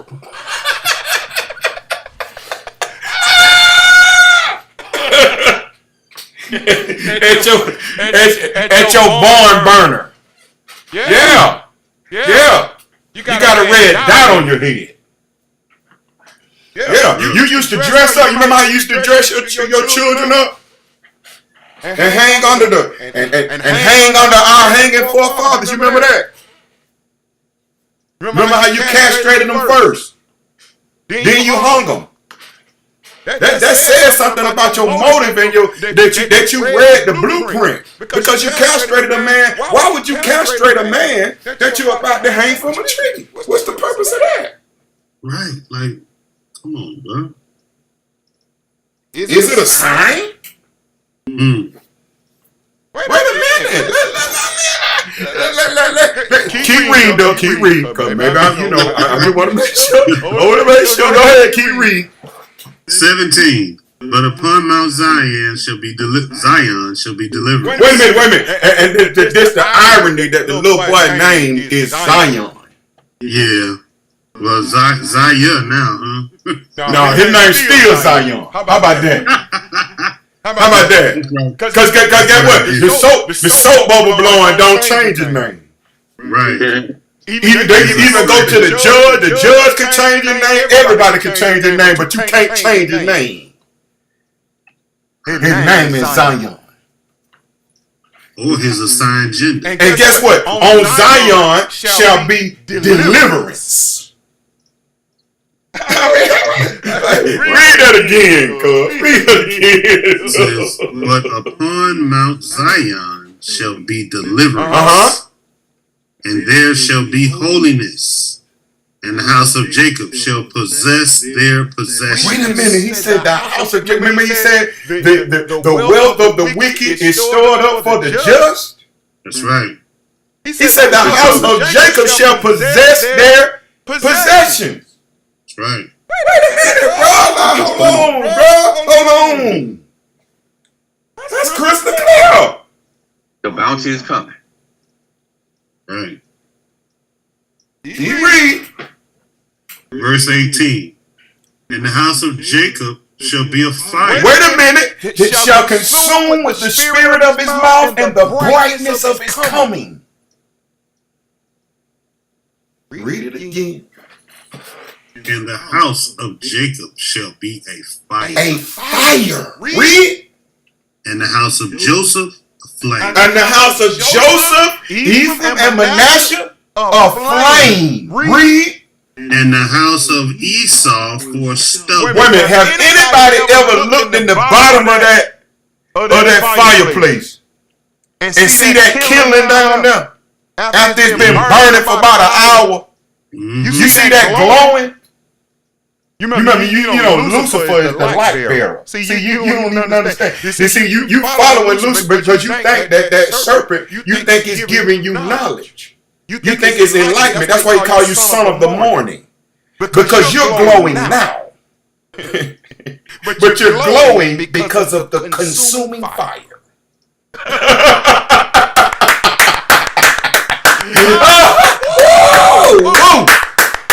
Get ready.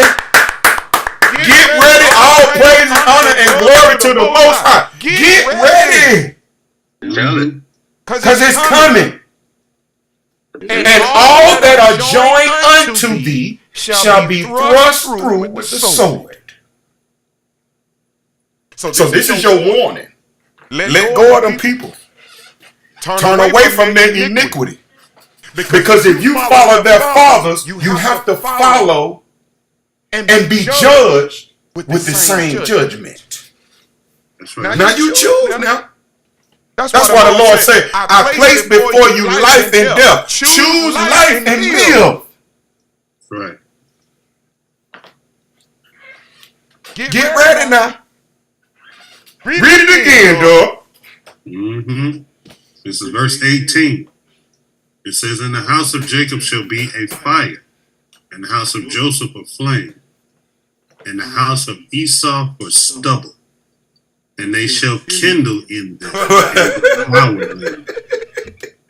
and there shall not be any remaining of the house of Esau, for the Lord hath spoken. How they gonna be in the kingdom and none remaining?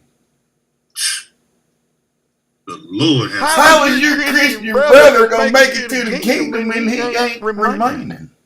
He is known that he had not been. So you can't even find his fossils in the museum. Right. None of your history will ever exist anymore. No more lies. And they that look upon thee will narrowly look upon thee and say, is this the man that made the kingdoms to tremble? Is this him?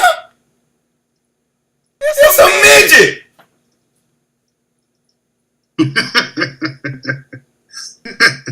No. You mean, we done came all this way to get courage and a brain and a heart and all we had to do was keep the commandments?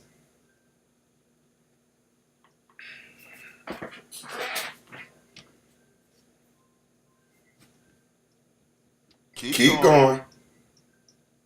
Wow. Verse 19. And they of the south shall possess the mount of Esau. Meaning the southern kingdom Israelites. Read. And they of the plain of the Philistines. And they shall possess the fields of Ephraim. Wait a minute. The fields of Ephraim and the fields of Samaria. That's the northern kingdom. Right. The 10 tribes to the north. Benjamin shall possess Gilead, meaning the southern kingdom, or the tribe of Judah, or the Jews. The northern kingdom, 10 tribes, is known as the Gentiles, because they went after other gods and cleaved unto the other nations first. But you got Gentile Israelites of the southern kingdom that forsook the holy covenant and made themselves uncircumcised. Don't you see the blueprint? This is basic. Please understand that it started out Alexander the Greek at the Greek spreading Hellenism, Greek culture all over the world. Right? And then he gave it over to his generals. He called them honorable men. Honorable men because they came up with you. They did the same things you did. Go on Netflix and look at the history of Alexander the Great. I can tell you nothing. You see how his father got assassinated, and you see who his lover was. You do that. And then you love Netflix anyway. You love Magic Johnson and Dwayne Wade. You love what they did with their son, but you got a problem with what LeBron did with his. See, images. Let's go. And so let's start at 14. Okay. Whereupon they built a place of exercise at Jerusalem according to the custom of the heathen, and made themselves uncircumcised. How? Forsook the holy covenant and joined themselves to the heathen and were sold a new meat. You wonder what a sellout is. Amen. How wicked can you be? How much mischief is it for you to bring in an image of a Caucasian with long brown hair that look like he smoked weed and work at the Waffle House, like a cook for Waffle House, and say that he the Most High, the Son of the Most High, and the Holy Spirit in one image, and it don't matter what color you are. See, you're going to get tended to. All your soap bubble blowing is going to get tended to because it's not one bubble that'll be forgiven. You will be judged by every bubble you ever blew. The Lord keeps, he's the best scorekeeper. I want you to understand that. Every bubble you blow, every one, you're going to see it again. Let's go. Keep reading. Okay. 16. Yeah, 16. Now when the kingdom was established before Antiochus, he thought to reign over Egypt, that he might have the dominion of 2 realms. Okay, so we can go down. You can go back and read that when you get ready, but go down to 21. 21. And he entered proudly into the sanctuary and took away the golden altar, the candlestick of light, and all the vessels thereof. Okay, we understand that is, we got to understand that we talk about the temple that was at Jerusalem, the one that Solomon built. So Antiochus, when he went over and became king over Jerusalem, he went into the temple to commit what's called the abomination of desolation. Which means that he did what Lucifer said he would be like the Most High. So he went into the Holy of Holies and he said that he is God. That is what the image of the beast is created for. And the image is not enough. 1,000 words is not enough. So they had to create the doctrine and the teachings of Christianity to go along with the image of the beast. So the image of the beast could both speak and cause that as many as would not worship the image of the beast shall be what? Unalived.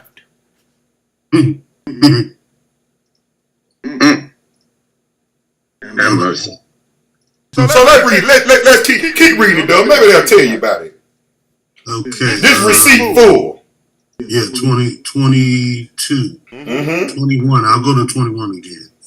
So he entered proudly into the sanctuary and took away the golden altar and the candlestick of light and all the vessels thereof, and the table of the showbread and the pouring vessels and the vials and the censers of gold and the veil and the crown and the golden ornaments that were before the temple, all which he pulled off.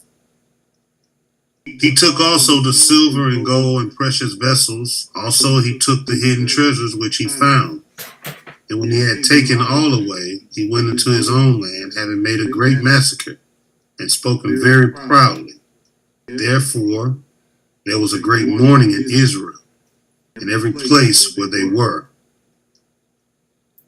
So that the princes and elders mourned, the virgins and young men were made feeble, and the beauty of women was changed.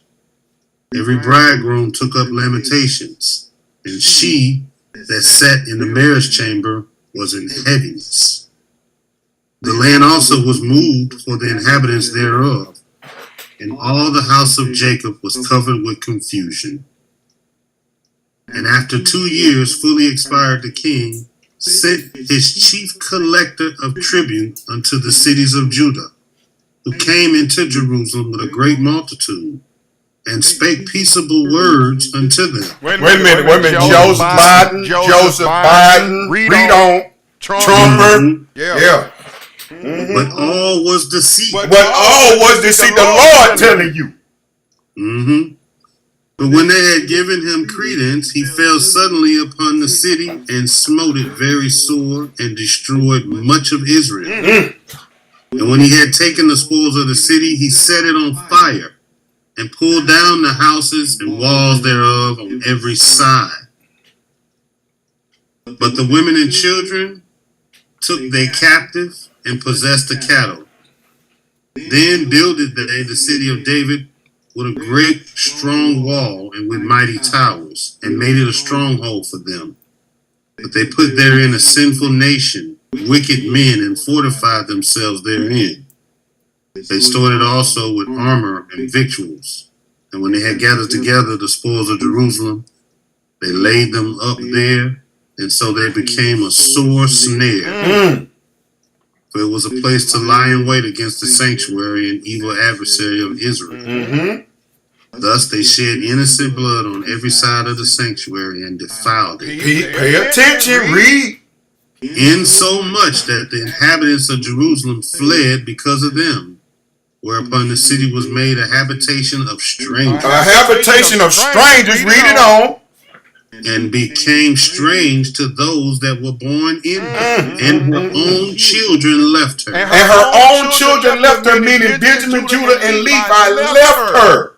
Where did they go? They went to Corinth, Thessalonica, Cappadocia, Pontus, all the places that Paul went to teach Christ to the Gentiles. Connect the dots, brother. Connect the dots. Read on. Mm-hmm. Her sanctuary was laid waste like a wilderness. Her feasts were turned into mourning, her Sabbaths into reproach, her honor into contempt. Man, so sad. As had been her glory, so was her dishonor increased, and her excellency was turned into mourning. Okay, so now, pay attention. Here comes the precursor of Christianity. I see it again.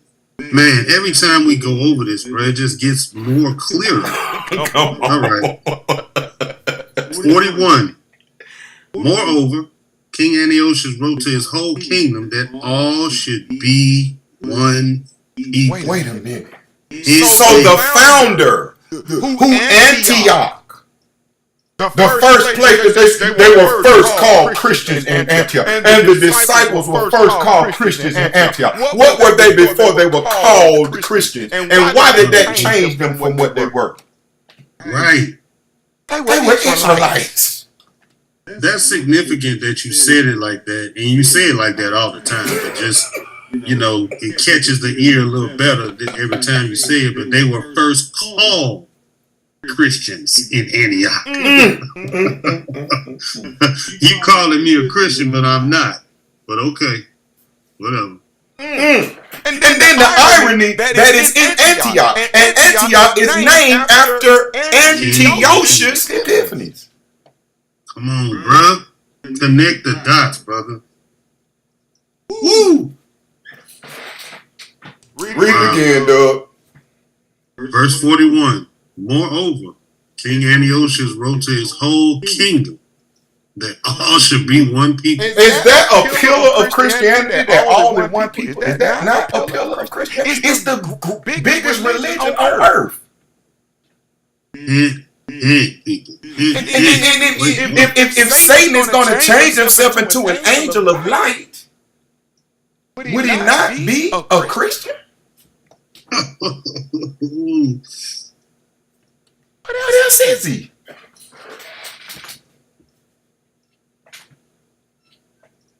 think that the religion that Satan runs is going to be the smallest religion on earth?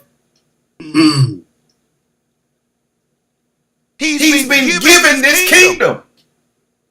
That's why he can take Christ to the pinnacle and show him all the treasures of the earth, because it said it's been given unto him. And all Christ had to do was to bow down and worship him. But what did Christ say? Did Christ come up? But did Christ come up with his own wisdom? No. He said, know ye not that I worship the Lord thy God and him alone? He used the scripture. He said, as it is written. He used the scripture. But you use the Christianity. you know, when the enemy come to tempt you, you using what the Christian, what the salt bubble blower said. The power bottom. The power bottle. You using the words of the power bottle. Man, killing me. And if you don't think that that's mental illness and that's possession with demons, that's you. Right. I'm not going to argue with you about that. That's why I say, don't come in my comments teaching.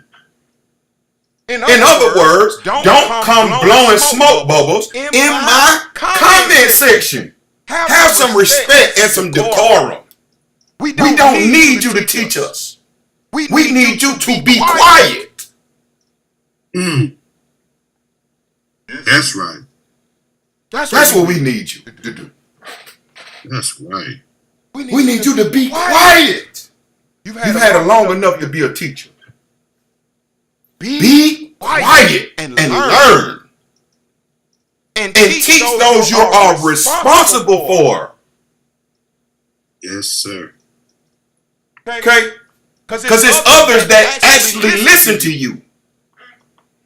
It's others that are around you that look up to you for your teaching and your guidance. That's right. Stop giving them what the power bottom said.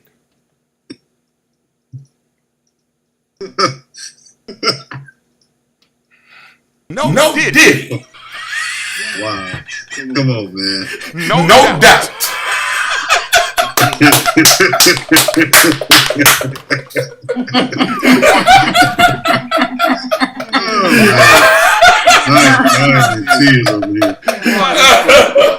Oh my God. Man, you got to understand, man. These house slaves are they everywhere.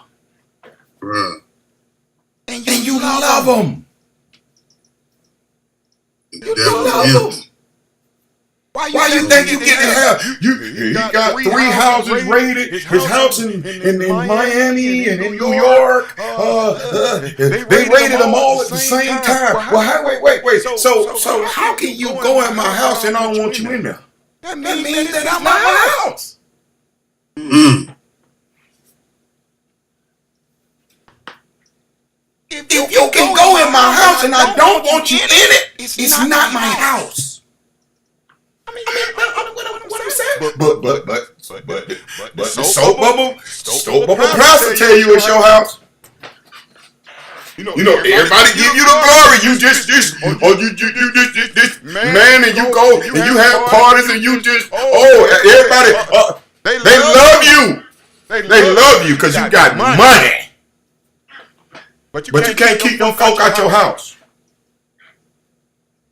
You can't keep them folk from releasing tapes of your wickedness. You've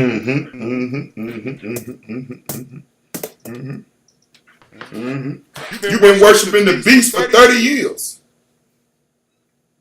But they don't keep you off TV. Because remember, it said, he said when when the robber have what did he say, the grape gatherers, when they have gathered enough grapes, when they leave some grapes.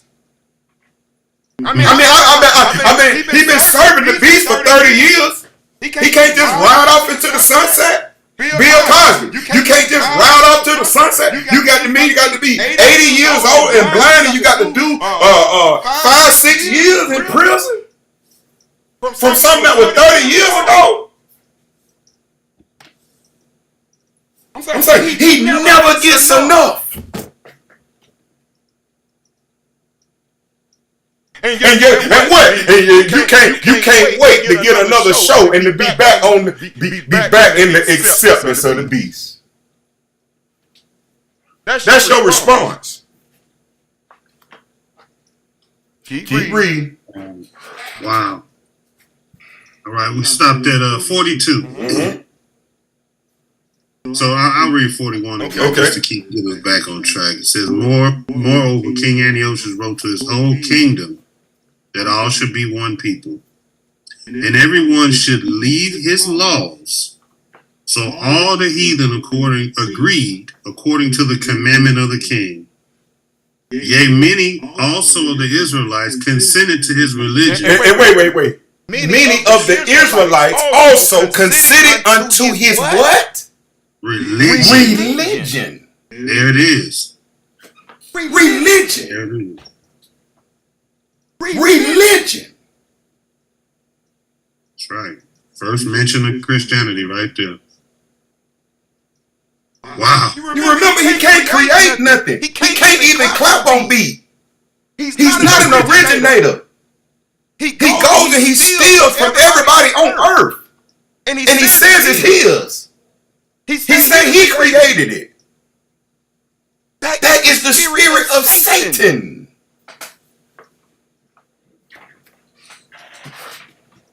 Who in their right mind would paint an image of themselves and say it's the most? Do you know how proud you got to be to do that? I'm talking about And it is the most famous brand and logo and trademark of all time. And no one gets copyright infringement for using it.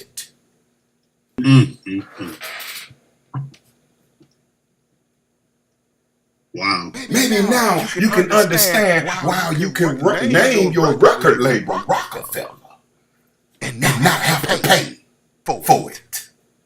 Because you're paying for it. Because you're a wicked man persuading many to say, let's go and make a covenant with the heathen that are round about us. And then at some point you break up. You break up. One wants to go one way and one wants to go the other way because a house divided against itself cannot stand. See? Satan can't even clap on beat. That's what he need us for. Cadillac Records. Keep reading. All right. Okay, 43. Yea, many also of the Israelites consented to his religion and sacrificed unto idols and profaned the Sabbath. For the king had sent letters by messengers unto Jerusalem and the cities of Judah, and they should follow the strange laws of the land and forbid burnt offerings and sacrifice and drink offerings in the temple. And now understand that they are in the southern kingdom. The temple is still up. The Levitical priests are still making sacrifices and still doing the work, the priestly work in the temple. Right. And you got Israelites that are forbidding it for consenting to the religion of King Antiochus.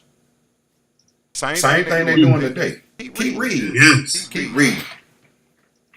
It says in 45, in verse 45, and forbid burnt offerings and sacrifice and drink offerings in the temple, and that they should profane the Sabbaths and festival days. You don't keep now one Sabbath. You don't even acknowledge the Sabbath.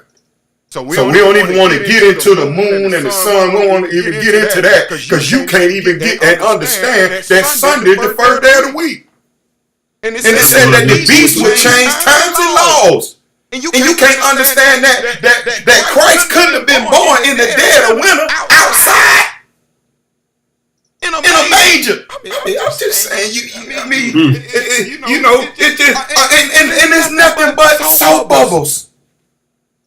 It's little soap bubbles.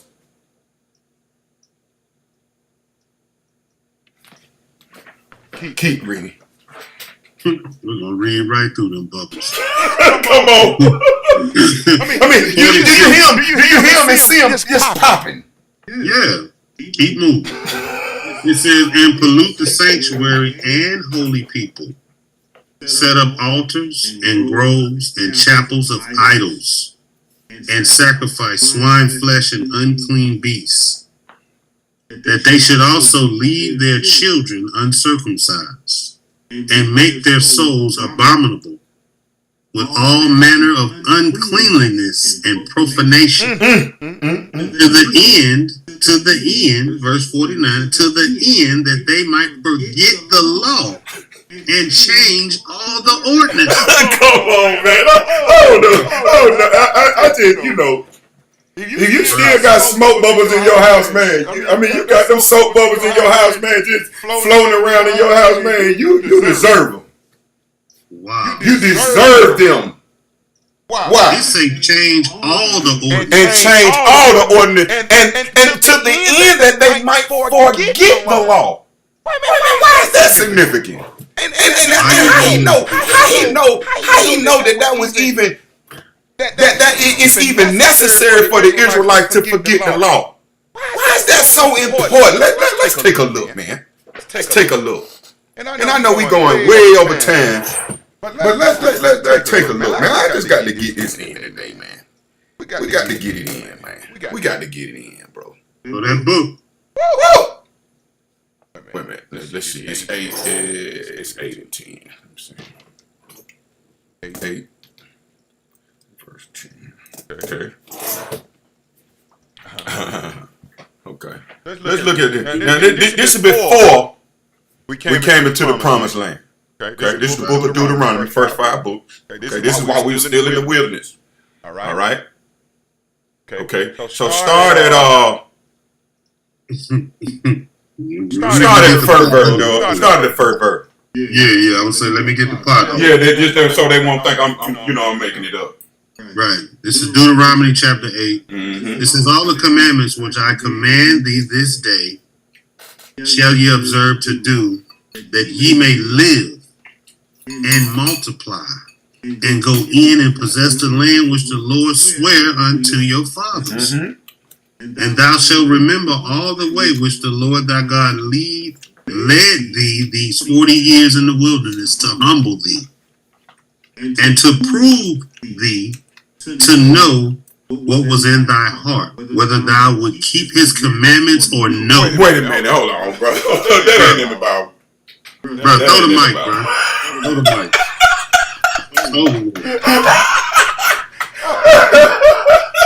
You hard of hearing if you don't understand. Bro.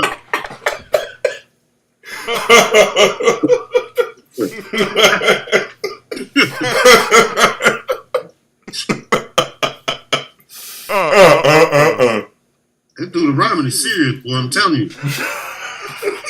Read it again, dog. It says, all the commandments which I command thee this day shall ye observe to do, that ye may live and multiply and go in and possess the land which the Lord sware unto your fathers. And thou shalt remember all the way which the Lord thy God led thee these 40 years in the wilderness, to humble thee and to prove thee, to know what was in thy heart, whether thou would keep his commandments or no. Go on, read on, dog. And he humbled thee and suffered thee to hunger and fed thee with manna. Now what I want to understand is, when do you want to hear singing, or do you want to hear an organ playing? I mean, when at what point do you want this word to stop and the choir to sing? I just want to know that. Read it again. It says, and he humbled thee and suffered thee to hunger and fed thee with manna, which thou knewest not, neither did thy fathers know, that he might make thee know that man do not live by bread alone, Oh my but God. by every word that proceeded out of the mouth of the Lord doeth man live. Oh my gosh. Oh my gosh. Read, bruh. Thy raiment waxed not old upon thee, neither did thy foot swell these 40 years. So I ain't get a blister or nothing on my feet. I'm out here walking for 40. For 40. I'm talking about a treadmill. Right. I'm out here walking 40 years. I'm talking about diesel. Wow. Read on. Verse 5, thou shalt also consider in thy heart that as a man chastiseth his son, so the Lord thy God chastiseth thee. Therefore thou shalt keep the commandments of the Lord thy God, to walk in his ways, and to fear him. For the Lord thy God bringeth thee into a good land, a land of brooks of water, of fountains and depths that spring out of valleys and hills, a land of wheat and barley and vines and fig trees and pomegranates, land of olive oil and honey, a land, hold on, you Yeah, 9. Okay, yeah, a land wherein thou shalt eat bread without scarceness. Thou shalt not lack anything in it. A land whose stones are iron, and out of whose hills thou mayest dig brass. When thou hast eaten and art full, then thou shalt bless the Lord thy God for the good land which he hath given thee. So when thou have eaten and thou art full, meaning that he gonna bring you where you eat bread without scarceness. It's not gonna be any scarceness in the promise. He's talking about the promised land. These are the promises that he's given to your forefathers while they're walking in the wilderness, murmuring and complaining. And do not understand that the Most High is with them. And it takes them 40 years. You see You see that? that? See how hard-headed your forefathers are? You the same way. Yes, indeed. Keep reading. Verse 11, beware that thou forget not the Lord thy God. Wait a minute now. I need everybody to pay attention to this. Read it again. It says, this is verse 11, it says, beware that thou forget not the Lord thy God, in not keeping his commandments and his judgments and his statutes, which I command thee this day. So how do you forget the Lord, man? Right. How do you let somebody teach you to do that? Because you don't keep the commandments. You don't fear the Lord. It says that the fear of the Lord is the beginning of wisdom.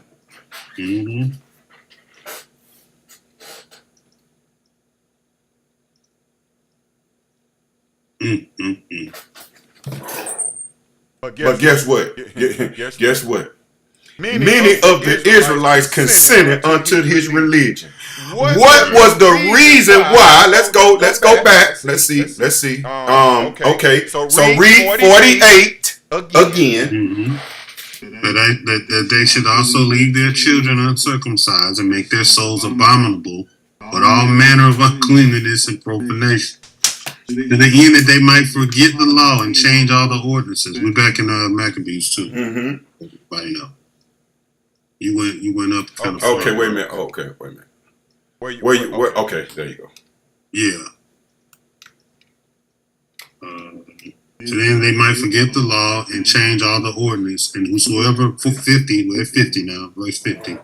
And whosoever would not do according to the commandment of the king, that he should die. I forget the words you use. Unlive, I think you said. Yeah, unalive, yeah. Unalive, yeah. He should unalive. He should be unalive.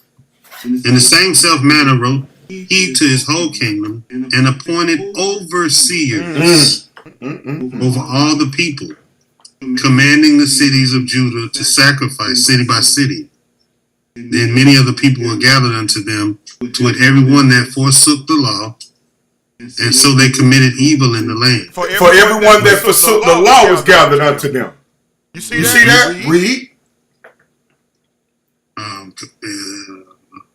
And many other people were gathered unto him, to wit, everyone that forsook the law, and so they committed evils in the land. Verse 53. And drove the Israelites into secret places, even wheresoever they could flee for secure safety.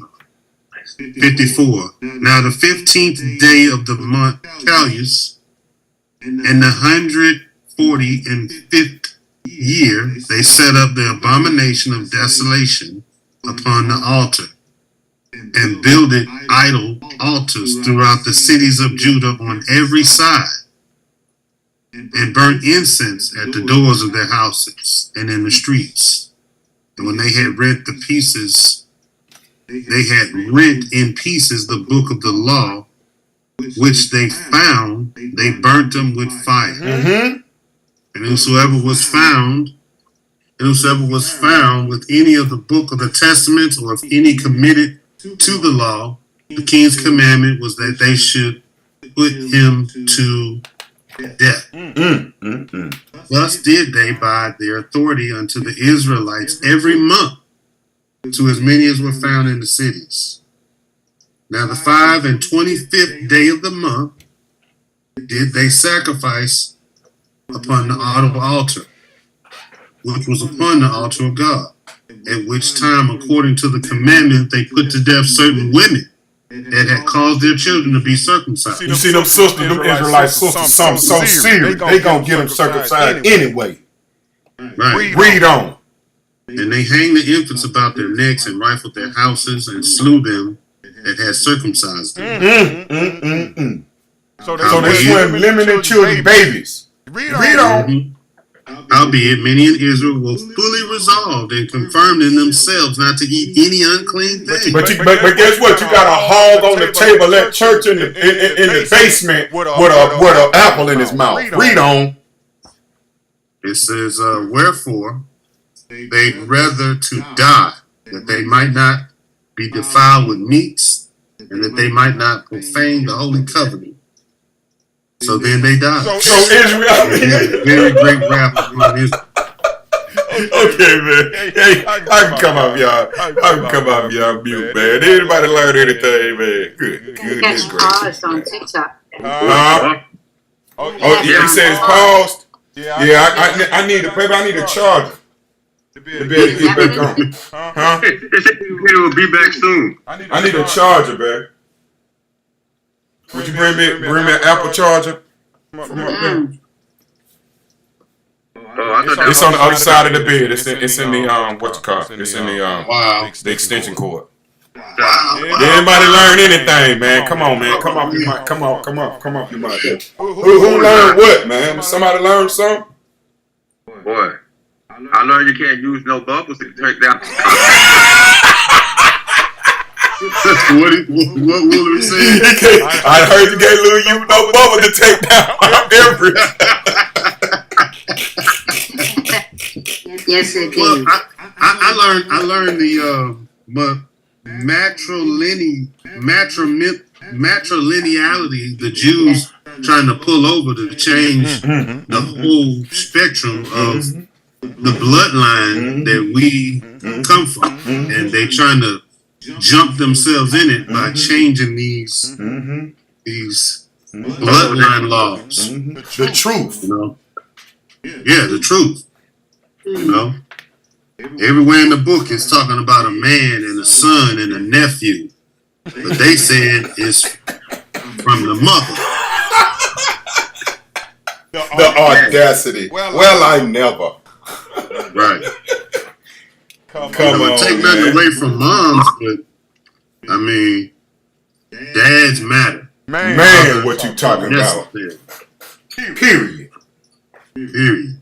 But that's just it, how they've trained us, that you can't give credence to anyone without mentioning everybody. Right. It's just, give honor where honor is due. Straight up. It's just amazing the lengths that these people will go to like King Antiochus did, you know. Make sure we denounce the laws and even forget it. That's right, bro. Yeah. That just is a clear eye opener that something going on. If you want me to just forget the law, God's law, statutes, and commandments. What benefit would it be to you that I forget it? Right. Why is that so important, bro? Right. Because you read, if I don't, then you cannot rule over me. Right. That's right. They just took crap counseling. You know? It's not like you're trying to obey the Most High. It's not that. It's that he's trying to rule over you. That's right. And they act like it too. That's right. They said we better than y'all. That's right. And they feel that way. And one of them white Jewish people said, "Yeah, you're gonna be our slaves in the future." That's right.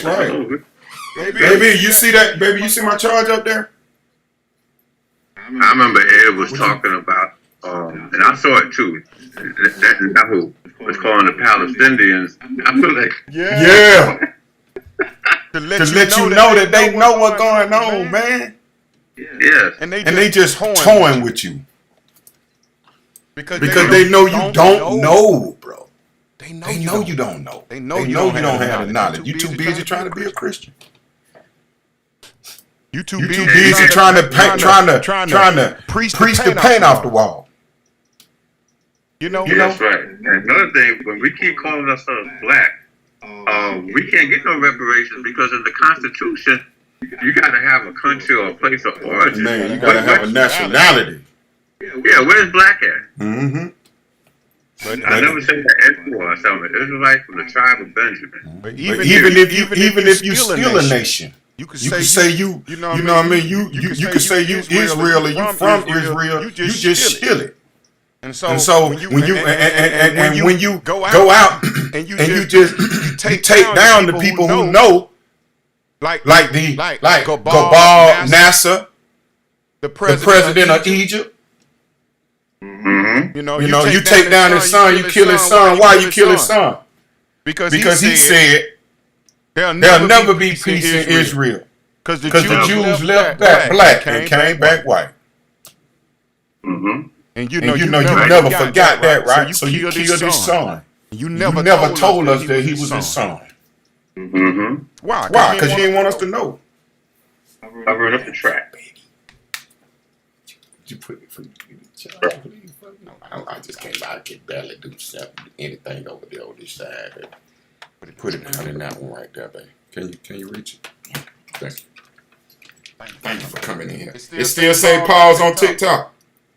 No, they ended it. Okay, yeah. Oh man. Well, at least I get a chance to keep it though. So anyway, but man, come on, man. It was too much truth going in there. Come on, man. Too much, man. Too much sauce.